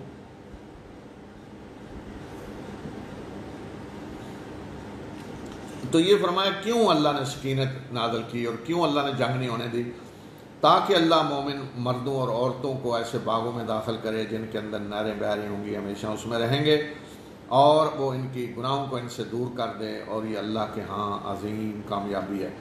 اور اللہ منافق مردوں اور عورتوں اور مشرک مردوں اور عورتوں کو عذاب دے جو اللہ کے بارے میں برے گمان کرتے ہیں، تو برائی کے دائرے میں یہ خود گھرے ہوئے ہیں اور اللہ کا ان پہ غضب ہے اور اللہ نے ان پہ لعنت کی ہے اور ان کے لیے اس نے جہنم تیار کی ہے اور وہ برا ٹھکانہ ہے۔ آسمانوں اور زمین کے لشکر اللہ کے ہیں اور اللہ زبردست اور دانا ہے۔ تو یہ جو اللہ تعالیٰ بتا رہا ہے کہ آسمان و زمین کے لشکر اللہ کے ہیں، تو اللہ جیسے چاہے کسی کی مدد کرے، جیسے چاہے کسی کو شکست دے، تو اس کو کہیں سے کوئی فوجیں نہیں منگوانی پڑتی، کوئی بحری بیڑے نہیں منگوانے پڑتے دور سے، اللہ کے لشکر۔ اور اب دیکھ لیا نا، یہ اللہ کا لشکر ہی ہے نا، چھوٹا سا جسے آپ مجرد آنکھ سے دیکھ بھی نہیں سکتے، بڑی بڑی اینکیں لگا کے بھی نہیں دیکھ سکتے، لیبارٹری میں جسے دیکھا جاتا ہے، تو یہ معمولی سی چیز پوری دنیا کی ہر چیز کو جس نے ہلا کے رکھ دیا، برباد کر کے رکھ دیا، اور معیشت اور سیاست اور سب کچھ، تو یہ اللہ کے لشکر ہیں۔ تو یہ فرمایا کہ آسمان و زمین کے لشکر اللہ کے ہیں اور اللہ زبردست اور دانا ہے۔ اے نبی صلی اللہ علیہ وسلم، ہم نے آپ کو گواہ بنا کر اور خوشخبری دینے والا اور خبردار کرنے والا بنا کر بھیجا ہے۔ اے مومنو، یہ اس لیے کہ تاکہ تم اللہ اور اس کے رسول صلی اللہ علیہ وسلم پر ایمان لاؤ اور اللہ کے رسول کی تعظیم و توقیر کرو اور اللہ کی تسبیح کرو صبح و شام، یعنی اللہ کے رسول پر صرف ایمان نہیں بلکہ آپ کی تعظیم ہو، توقیر ہو، عزت ہو، اور صبح و شام آپ کی تسبیح کرو۔ یعنی دیکھیں، عام طور پہ ایک تصور ہوتا ہے نا، جو مذہبی لیڈروں کا تصور ہے، جہاں مذہب کو ایک زندگی کا ایک خاص تھوڑا سا حصہ سمجھ لیا جاتا ہے کہ باقی زندگی میں مذہب کا کوئی تعلق نہیں، بس کچھ روحانیت کے لیے مذہب چاہیے۔ تو وہاں کیا ہوتا ہے کہ کسی مذہبی لیڈر کو اس کام کے لیے تو ٹھیک ہے، مان لیا جاتا ہے جی، مذہبی ہدایات وہ دیں، بڑی ان کی اس موقع پہ بات مانی جاتی ہے، جو کچھ وہ کہیں، یا جی سر نیچے کر کے کھڑے ہو جاؤ، ادھر کھڑے ہو جاؤ، ایک ٹانگ پہ کھڑے ہو جاؤ، اس طرح یہ سارا کچھ ٹھیک ہے، لیکن اطاعت نہیں ہوگی، باقی زندگی میں ہم آزاد ہیں جی، یہ ہوتا ہے۔ تو اللہ کے رسولوں کا معاملہ یہ نہیں ہے، اللہ کے رسولوں کی اطاعت پوری زندگی میں ہوگی، ہر شعبے میں ہوگی، اور ساتھ اطاعت نہیں، پیروی پوری کی پوری۔ پھر یہ ہے کہ محبت کے ساتھ ہو، اگر اطاعت ہو رہی ہے لیکن اندر سے محبت نہیں ہے تو وہ اطاعت بھی ختم، کوئی اس کا صلہ نہیں، پوری محبت کے ساتھ ہو، اس کو بوجھ نہ سمجھا جائے، محبت کے ساتھ اطاعت ہو۔ تو یہ اللہ کے رسول صلی اللہ علیہ وسلم کا مرتبہ ہے مسلمانوں کے لیے۔ بے شک وہ لوگ جو آپ کی بیعت کر رہے تھے وہ حقیقت میں اللہ کی بیعت کر رہے تھے، اللہ کا ہاتھ ان کے ہاتھوں کے اوپر تھا، بس جس نے اس بیعت کو توڑا تو اس کے توڑنے کا وبال اس کے اپنے ہی اوپر ہوگا، اور جس نے اس عہد کو جو اللہ کے ساتھ اس نے کیا اس کو پورا کیا تو اللہ اسے اجر عظیم عطا کرے گا۔ جو پیچھے چھوڑ دیے گئے لوگ، دیہاتی لوگ، تو وہ آپ سے کہیں گے کہ ہمارے مال اور اہل و عیال نے ہمیں مشغول کر دیا، ہمارے لیے اللہ سے مغفرت کی دعا کریں، یا اپنی زبانوں سے وہ کچھ کہہ رہے ہیں جو ان کے دلوں میں نہیں ہے۔ کہہ دیجئے کہ کون اللہ سے تمہیں بچا سکتا ہے اگر وہ تمہیں کوئی نقصان پہنچانے کا ارادہ کرے، یا تمہیں کوئی نفع پہنچانے کا ارادہ کرے تو کون اس کے نفع کو روک سکتا ہے، بلکہ جو کچھ تم کر رہے ہو اللہ اس سے بخبر ہے۔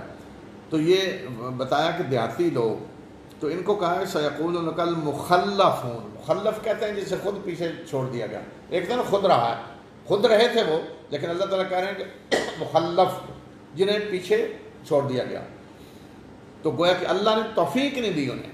توفیق اللہ کب دیتا ہے؟ بندہ ارادہ کرتا ہے، تو انہوں نے ارادہ نہیں کیا، اللہ نے توفیق، گویا کہ اللہ نے پیچھے بٹھا دیا انہیں۔ تو فرمایا جب واپس جائیں گے تو یہ بہانے کریں گے، جی ہم مشغول ہو گئے تھے، مال اولاد بچے، ہمارے لیے اللہ سے مغفرت کی دعا کریں۔ تو فرمایا کہ اصل بات یہ نہیں ہے، انہیں کہو بل ظننتم ان لن ينقلب الرسول والمؤمنون الى اہلہم ابدا، بلکہ بات یہ ہے کہ تم نے یہ گمان کیا کہ رسول صلی اللہ علیہ وسلم اور مومن کبھی بھی اپنے گھر والوں کی طرف واپس نہیں پلٹ سکیں گے، کہ کبھی بھی اب نہیں آئیں گے، قریش ختم کر دیں گے انہیں، اور یہ چیز تمہارے دلوں میں مزین کر دی گئی، یعنی تمہیں بڑی اچھی لگی، مزہ آیا تمہیں یہ سن کے، یہ سوچ کر کہ بس یہ اب جان چھوٹ جائے گی، بڑے خوش ہوئے تم، اور تم نے برا گمان کیا، اور تم ہو ہی بدباطن لوگ، جو اس طرح کی سوچیں ہیں تمہاری کہ خوش ہو رہے ہو کہ اللہ کے رسول بس جائیں گے اور واپس نہیں آئیں گے تو تمہیں بڑی خوشی ہو رہی ہے۔ یہ فرمایا کہ یہ بدو اور جو اللہ اور اس کے رسول صلی اللہ علیہ وسلم پہ ایمان نہیں لایا تو ہم نے ایسے کافروں کے لیے بھڑکتی ہوئی آگ تیار کر رکھی ہے۔ اور آسمانوں اور زمین کی اللہ ہی کی بادشاہی ہے، وہ جس کو چاہے گا بخشے گا، جس کو چاہے گا عذاب دے گا، اور اللہ بخشنے والا اور مہربان ہے۔ یہ جو اللہ تعالیٰ فرمانا جس کو اللہ چاہے گا بخشے گا، جس کو چاہے گا، یہ بتانے کے لیے کہ یہ فیصلے اللہ نے کرنے ہیں، کوئی اور اس سے یہ فیصلے نہیں کروا سکتا، وہ ہے بادشاہ کائنات کا۔ تو کوئی آ کے اس سے زبردستی یہ نہیں کہہ سکتا جی اس کو معاف کریں اور اس کو عذاب دیں۔ عذاب دینا ہے تو اس نے دینا ہے جس کو چاہے گا، بخشنا ہے تو اس نے بخشنا ہے جس کو چاہے گا۔ تو ورنہ اللہ تعالیٰ نے ضابطے رکھے ہوئے ہیں، اس نے بتا دیا ہے کہ میرا ضابطہ یہ ہے، بخشنے کے لیے یہ ہے، عذاب دینے کے لیے یہ ہے۔ لیکن بہرحال بادشاہ وہ ہے، مالک یوم الدین، جزا و سزا کے دن کا مالک وہ ہے، کوئی اور اس پہ اثر انداز ہونے والا نہیں ہے۔ پھر مسلمانوں کو کہا کہ جب تم مال غنیمت لینے کے لیے چلو گے تو جو لوگ پیچھے چھوڑ دیے گئے وہ کہیں گے کہ ہمیں بھی اجازت دو کہ ہم بھی تمہارے ساتھ چلیں۔ یہ چاہتے ہیں کہ اللہ کے فیصلے کو بدل دیں، کہہ دیجئے کہ تم قطعاً ہمارے ساتھ نہیں جا سکتے۔ اسی طرح پہلے سے اللہ نے فرما دیا ہے، اور پھر یہ کہیں گے کہ نہیں ایسا نہیں، بلکہ تم ہم سے حسد کر رہے ہو، بلکہ یہ لوگ کم ہی سمجھتے ہیں۔ مسلمانوں کو کہا کہ اب واپس جا کر جب تم مال غنیمت لینے جاؤ گے، کیا مطلب مال غنیمت لینے جاؤ گے؟ یہ اشارہ ہے فتح خیبر کی طرف، جو یہاں شریک ہوئے تھے نا بیعت رضوان میں، اللہ نے تحفہ دیا ایک انہیں، کیا؟ فتح خیبر۔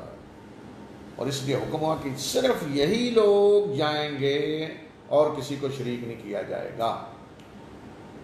تو فرمایا کہ جب تم یہ مال غنیمت لینے جاؤ گے تو جنہیں پیچھے چھوڑ دیا گیا، کون؟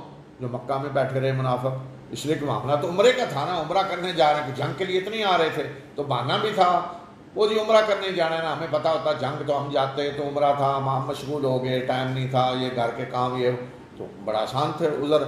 تو فرمایا کہ یہ جنہیں پیچھے چھوڑ دیا گیا تھا، جب تم مال غنیمت لینے جاؤ گے یعنی خیبر کے لیے نکلو گے تو یہ کہیں گے ہمیں بھی ساتھ لے چلو۔ تو فرمایا کہ نہیں، کہہ دو کہ نہیں، اللہ نے فیصلہ کر دیا ہے، تم نے ساتھ نہیں جانا۔ تو اس موقع پہ وہ کہا کہ نہیں جی اصل یہ نہیں ہے کہ اللہ نے فیصلہ کر دیا ہے، تم حسد کر رہے ہو کہ انہیں بھی نہ کچھ مل جائے تو اس لیے ہمیں ساتھ لے جا رہے۔ تو فرمایا کہ یہ اصل بات کو سمجھتے نہیں ہیں کہ اللہ تعالیٰ ایسے لوگوں کو توفیق نہیں دیتا۔ پھر فرمایا کہ ان مخلفین، پیچھے چھوڑ دیے جانے والوں سے، بدوؤں سے کہہ دیں کہ ان قریب تمہیں ایک ایسی قوم کی طرف جنگ کے لیے بلایا جائے گا جو بڑی زور آور ہوگی، تمہیں ان سے لڑنا ہوگا، یا وہ اسلام قبول کر لیں گے، اطاعت قبول کر لیں گے۔ تو اگر تم اطاعت کرو گے تو اللہ تمہیں بہترین اجر دے گا، اور اگر منہ پھیرو گے جس طرح کہ پہلے تم نے منہ پھیرا تو وہ تمہیں دردناک عذاب دے گا۔ تو میں کہ ایک موقع دے گا اللہ تمہیں آگے۔ اب یہ کون سی قوم مراد ہے کوئی واضح نہیں ہے، ایک ایسی قوم سخت ہوں گے، طاقتور، ان سے لڑنے کے لیے یا تو جنگ ہوگی یا اسلام قبول کر لیں گے۔ یہ بھی ہو سکتا ہے کہ رومی ہوں، جنگ تبوک۔ پھر بتایا کہ معذور کون ہے، جن پہ کوئی حرج نہیں ہے اگر جنگ میں شریک نہیں ہوئے۔ اندھے پہ کوئی حرج نہیں ہے، اور نہ ہی لنگڑے پہ، اور نہ ہی مریض پہ، یعنی اگر وہ جنگ میں نہ جائیں۔ اور جس نے اللہ اور رسول صلی اللہ علیہ وسلم کی اطاعت کی تو اللہ اسے ایسے باغوں میں داخل کرے گا جن کے اندر نہریں بہ رہی ہوں گی، اور جس نے منہ موڑا تو اللہ اسے دردناک عذاب دے گا۔ اب بیعت رضوان کا آگے، بیعت جب جنہوں نے کی، اللہ ان مومنوں سے راضی ہو گیا، اللہ مومنوں سے راضی ہو گیا جب وہ درخت کے نیچے آپ کی بیعت کر رہے تھے، تو اللہ نے معلوم کر لیا جو کچھ ان کے دلوں میں ہے، تو اللہ نے ان پہ سکینت نازل کی، اور اللہ نے اس کے بدلے میں قریب حاصل ہونے والی انہیں فتح عطا کی۔ راضی ہو گیا اللہ کہ دشمن کے گھر میں بیٹھ کے وہ بیعت کر رہے ہیں موت پہ، جنگ کے لیے بیعت، فرمایا اللہ راضی ہو گیا۔ اس لیے اہل سنت کا یہ عقیدہ ہے کہ سب سے افضل کون ہیں مسلمانوں میں،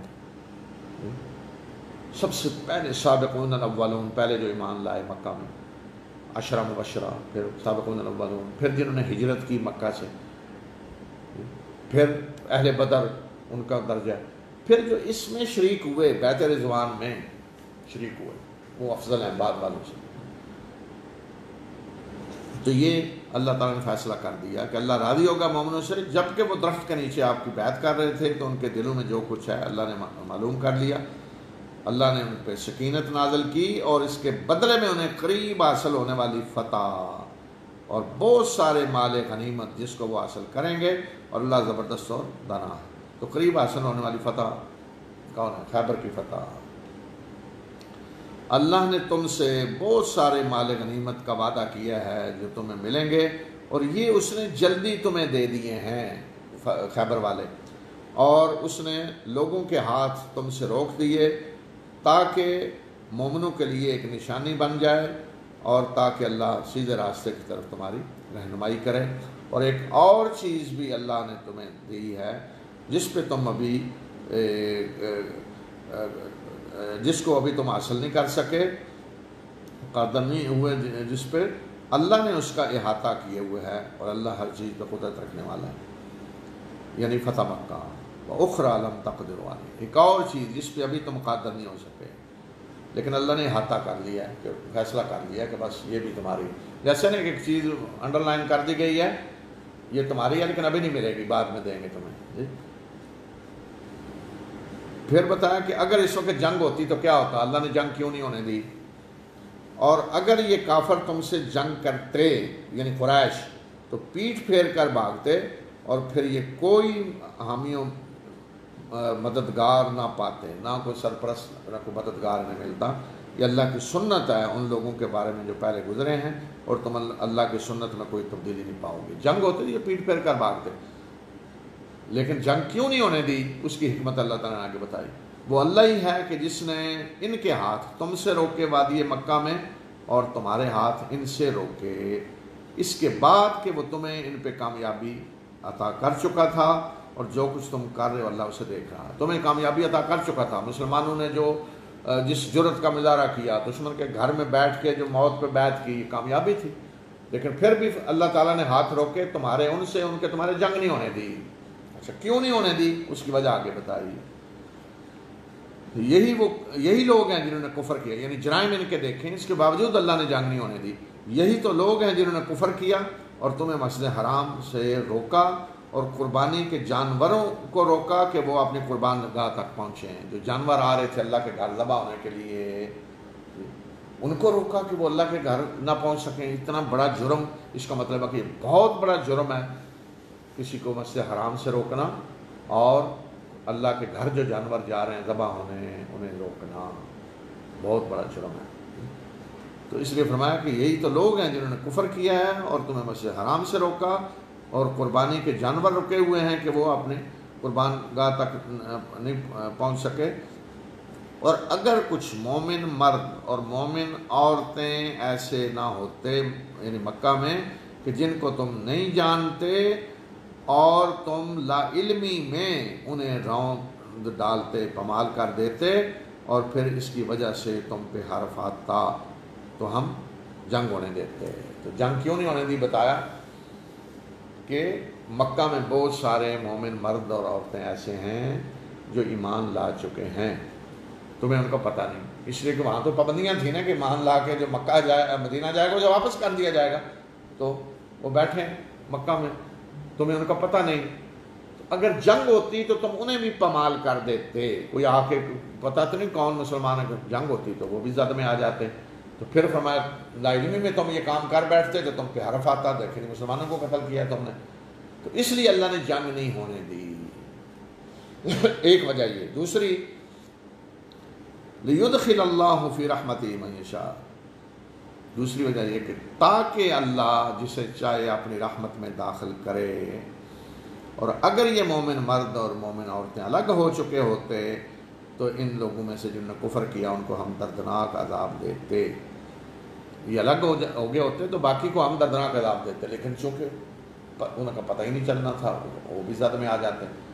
تو یہ فرمایا دوسری وجہ تاکہ اللہ جس کو چاہے اپنی رحمت میں داخل کرے. یہ اللہ چاہتا تھا کہ کچھ اور لوگ ابھی ہیں جنہیں موقع دیا جائے اللہ کی رحمت میں آنے کا. تو اگر جنگ ہو جاتی تو ختم، اس وقت انہیں موقع نہ ملتا. دیکھیں نا خالد بن ولید رضی اللہ تعالیٰ، یعنی سب سے زیادہ جس شخص نے کوششیں کی، شرارتیں، کسی طرح جنگ ہو جائے، وہ کون ہے؟ خالد بن ولید. تو اللہ چاہتا تھا کہ یہ لوگ اس کی رحمت میں آ جائیں. دیکھیں اللہ کی رحمت للعالمین یا ارحم الراحمین.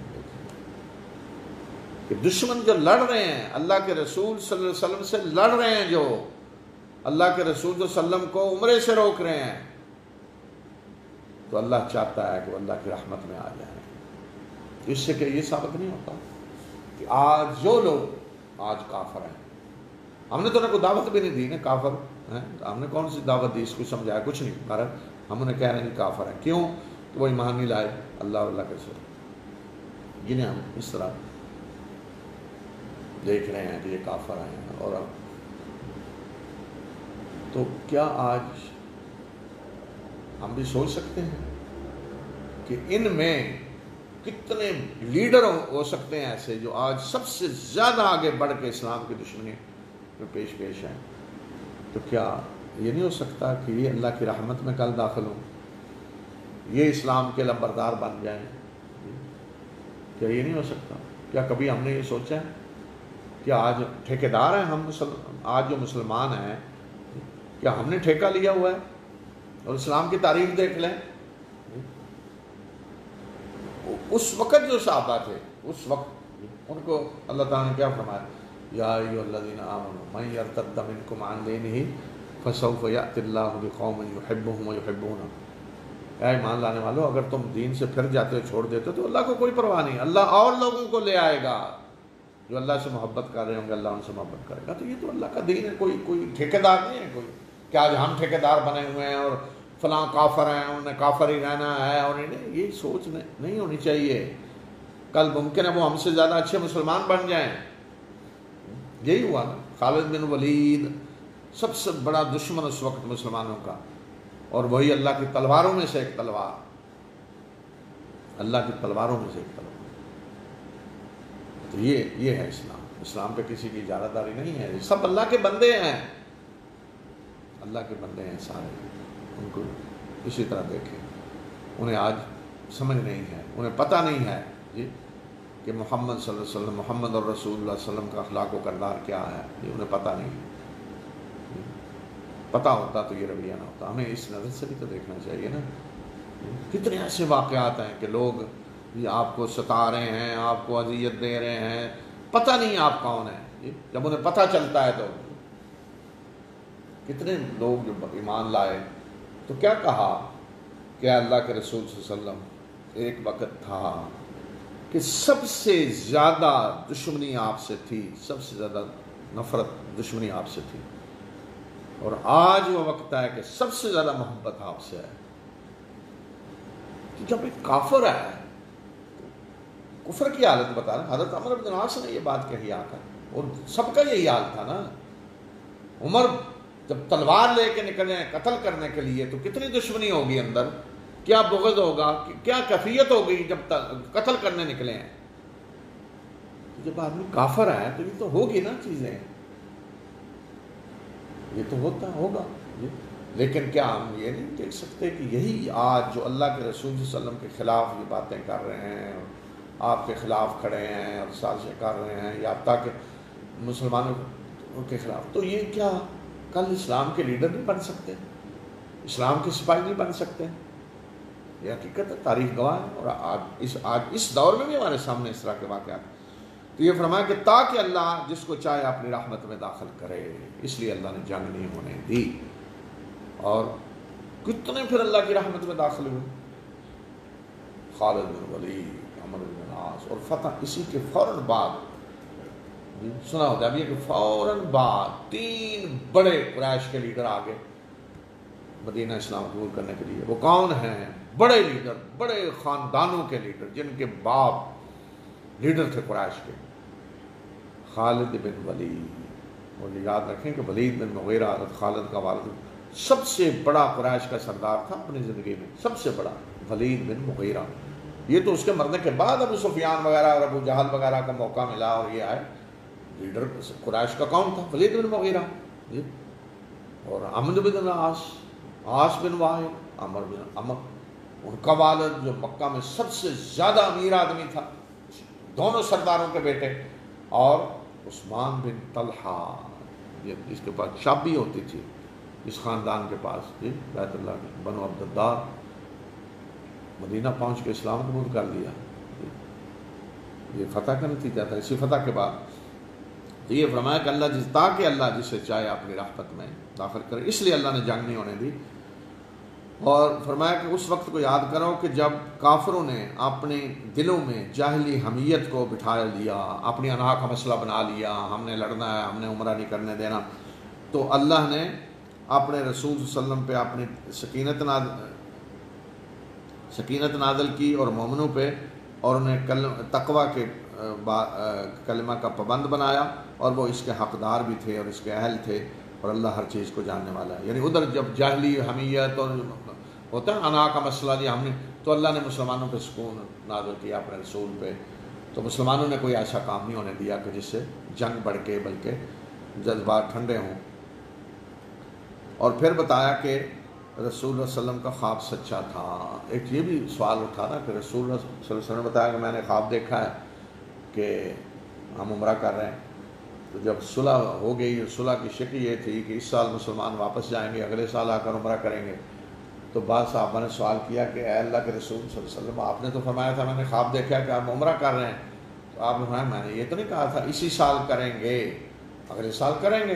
تو یہی خواب تھا نا کہ ہم عمرہ کریں گے تو اگلے سال ہو جائے گا.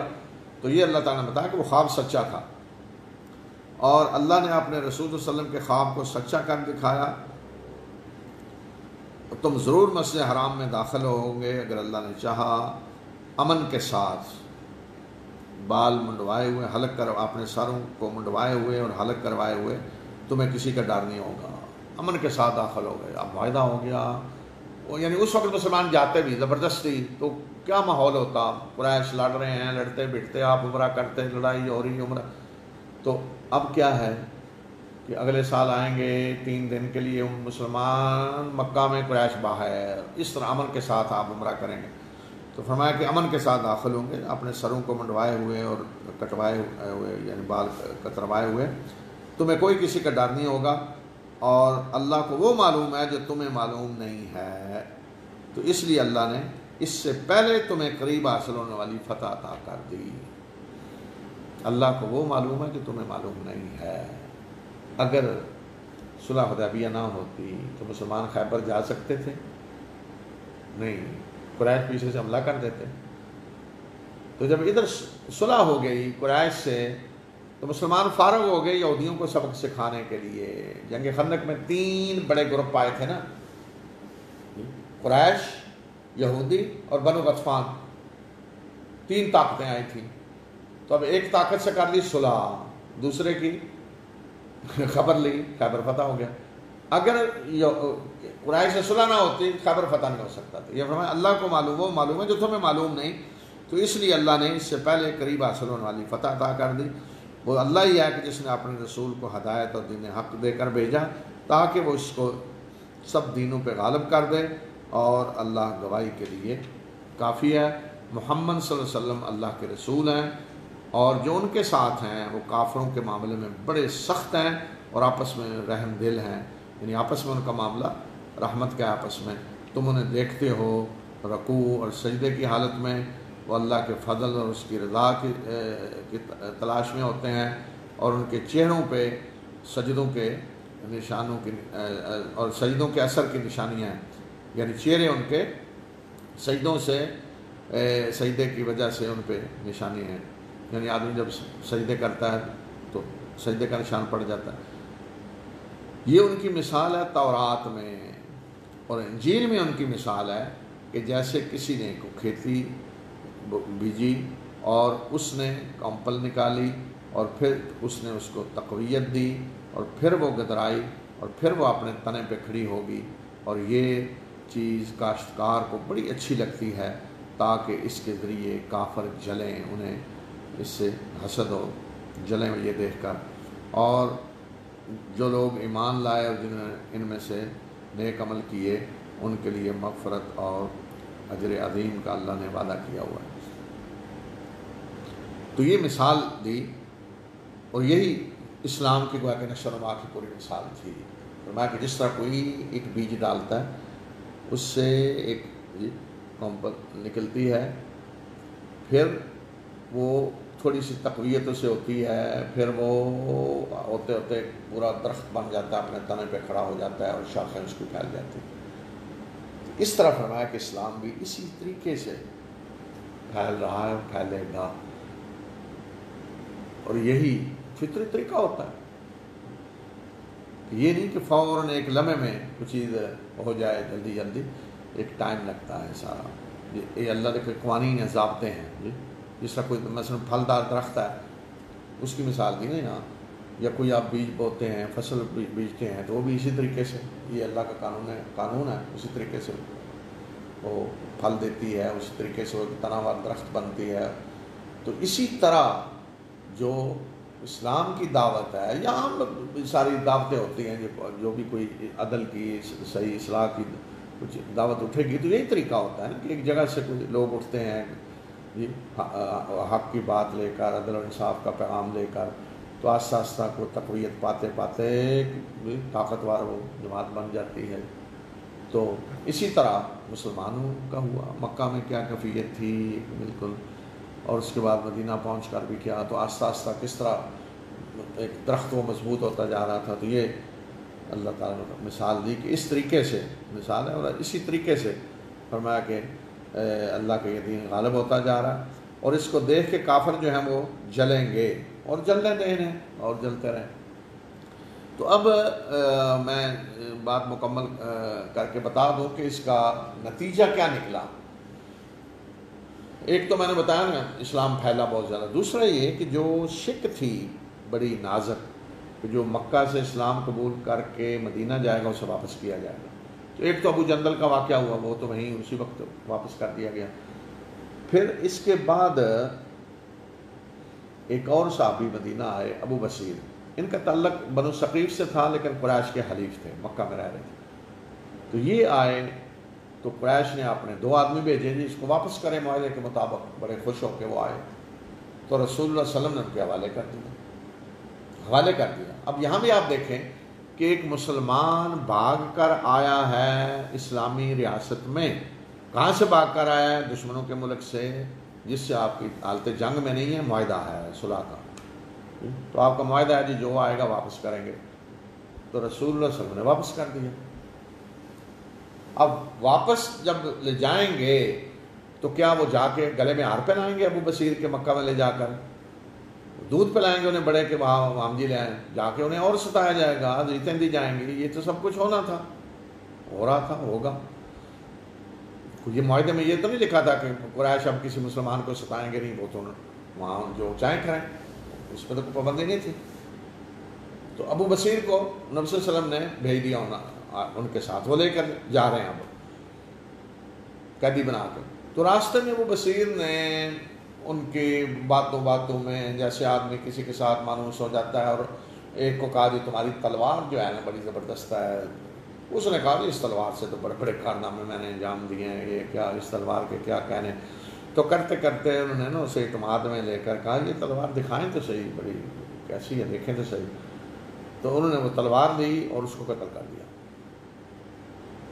دوسرے کے پیچھے گئے تو وہ بھاگ کھڑا ہوا مدینہ بھی قریب تھا، مدینہ کی طرف بھاگا مسجد نبوی میں آیا، رسول اللہ صلی اللہ علیہ وسلم تشریف فرما تھے۔ آپ نے دیکھتے ہی کہا یہ شخص خوف زدہ ہے، کوئی پیچھے اس کے لگا ہوا ہے، اس کی حالت دیکھ کر۔ اور اس نے آ کے بتایا جی یہ کچھ ہوا ہے، اور اب میرے ایک ساتھی کو انہوں نے قتل کر دیا ہے، تو میرے پیچھے لگے ہوئے ہیں۔ تو آپ نے کہا میں نے تو تمہارے حوالے کر دیا، میں تو ذمہ دار نہیں ہوں، ظاہر تم لے جا رہے ہو، جو کچھ ہوتا ہے مجھے پہ تو نہیں ذمہ داری۔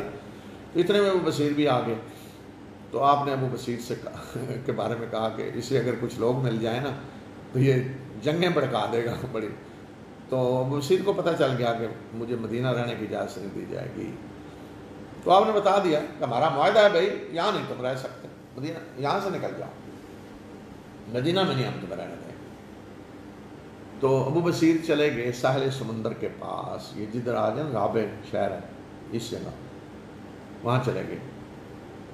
تو اب بعد میں جو بھی مسلمان اس طرح مکہ سے بھاگتا وہ مدینہ نہ جاتا، اسے پتہ چل جاتا مدینہ والے تو واپس کر دیں گے، رکھیں گے نہیں، وہ ابو بصیر کے پاس پہنچ جاتے۔ ابو جندل بھی وہاں آ گئے، وہاں آہستہ آہستہ اس طرح کے سارے مسلمان اکٹھے ہونے لگے، اور ان کے امیر تھے ابو بصیر، کیونکہ یہی سب سے پہلے گئے تھے وہاں۔ اچھا، قریش کے جو تجارتی قافلے یہیں سے گزرتے تھے، اور قریش صلح کرنے پہ جو مجبور ہوئے اس میں ایک بنیادی وجہ یہ بھی تھی کہ تاکہ ان کے تجارتی قافلے جو ہیں وہ محفوظ ہو جائیں۔ تو اب انہوں نے قریش کے تجارتی قافلوں کو آتے جاتے روکنا شروع کر دیا۔ تو قریش نے کہا جی یہ تو جس چیز سے بچنے کے لیے ہم نے صلح کی ہے تو اسی میں پھنس گئے ہم، تجارتی قافلے تو پھر غیر محفوظ ہیں۔ تو انہوں نے رسول اللہ صلی اللہ علیہ وسلم سے درخواست کی کہ خدا کے لیے ہم واسطہ دیتے ہیں رشتہ داری قرابت کا کہ ان لوگوں کو مدینہ بلا لیں، ہمیں کوئی اعتراض نہیں، اور آئندہ جو بھی مسلمان مکہ سے مدینہ جانا چاہے جائے، ہم نہیں روکیں گے کسی کو۔ تو یہ اللہ تعالیٰ نے خود راستہ بنا دیا۔ یہ تو تھا مردوں کے لیے، اور مومنوں کے لیے پہلے ہی آیت نازل ہوئی جس میں اور مومن عورتوں کے لیے کہ عورتیں شامل نہیں، اس لیے کہ جو معاہدہ لکھا گیا تھا اس میں مردوں کا لکھا ہوا تھا۔ یہاں قریش کا نمائندہ غلطی کر گیا، یہ نہیں لکھا کہ مرد یا عورت، مرد لکھا، تو گویا کہ انہیں کہہ دیا گیا بھی آپ نے تو لکھا وہ مرد ہے، عورتیں تو ہیں ہی نہیں اس معاہدے میں، تو لہذا جو عورتیں آئیں انہیں انہوں نے واپس نہیں کیا، یہ اللہ تعالیٰ نے بتا دیا۔ تو اس طرح عورتیں تو ویسے نکل گئی پہلے ہی، تو مرد جو ہیں وہ اس طریقے سے انہوں نے خود ہاتھ باندھے کہ انہیں لے جائیں۔ تو پھر رسول اللہ صلی اللہ علیہ وسلم نے خط بھیجا ابو بصیر کو کہ مدینہ آ جائیں جہاں سے سارے اپنے ساتھیوں کے ساتھ۔ تو ابو بصیر اس وقت بیمار تھے اور آخری سانس لے رہے تھے، دنیا سے رخصت ہو رہے تھے، تو رسول اللہ صلی اللہ علیہ وسلم کا خط ملا، چوم آنکھوں پہ رکھا اور دنیا سے رخصت ہو گئے۔ تو پھر یہ سارے لوگ مدینہ آ گئے۔ تو اس طرح اللہ تعالیٰ نے اس صلح کو فتح مبین بنا دیا۔ تو دیکھیں جنگیں بھی ضروری ہیں جی، اگر بدر نہ ہوتی، احد نہ ہوتی یا خندق جنگیں نہ ہوتی تو یہ صلح نہیں ہو سکتی تھی۔ صلح کی پھر بھیک مانگنی پڑتی ہے، اگر آپ جنگ کے لیے تیار نہیں ہیں، لڑنے کے لیے تیار نہیں ہیں تو پھر صلح کی بھیک مانگنی پڑتی ہے۔ اب دیکھیں نا، مسلمان جان ہتھیلی پہ رکھ کے قریش کے گھر میں پہنچے ہوئے ہیں اور موت پہ بیعت کر رہے ہیں، لڑنے کے لیے تیار ہیں، اپنی جانیں ہتھیلیوں پہ رکھ کر ایک طرف لڑنے کے لیے تیار ہیں، دوسری طرف صلح ہوگی، ٹھیک ہے، تو یہ صلح ہوتی ہے۔ لیکن اگر ہم کہیں گے ہم تو لڑ ہی نہیں سکتے، ہم نے لڑنا ہی نہیں ہے، ہمارا تو فیصلہ ہے جنگیں مسئلے کا حل نہیں ہے، ٹھیک ہے جنگیں مسئلے کا حل نہیں ہے، لیکن جنگوں کے لیے تیار تو رہنا چاہیے نا۔ تو اگر کوئی تیار نہیں ہے تو پھر وہ صلح جس کا نام لیا جاتا ہے وہ پھر صلح نہیں ہوتی، وہ پھر برابر کی سطح پہ صلح نہیں ہوتی، وہ پھر ذلت و رسوائی قبول کرنی پڑتی ہے۔ جو صلح کی بھیک مانگتے ہیں، آج ہماری جو حالت ہے مسلمانوں میں، ہم صلح کی بھیک مانگتے ہیں، یہ نہیں ہے۔ ہاں ہم تیار ہیں لڑنے کے لیے، جو لڑنا چاہتا ہے لڑے آئے، لیکن اگر کوئی صلح چاہتا ہے تو ٹھیک ہے، برابری کی سطح پہ ہوگی۔ تو بہرحال آج جو ہماری حالت ہے امت کی، تو اس کے تو اسباب اور ہیں بہت سارے کہ ہم نے کہاں کہاں کوتاہیاں کی، اور کیا سب سے بڑی چیز کیا ہے، اور اب کیا چیز ہے جو مسلمانوں کو آگے بڑھا سکتی ہے، اس پہ انشاءاللہ بات کریں گے۔ وآخر دعوانا الحمدللہ۔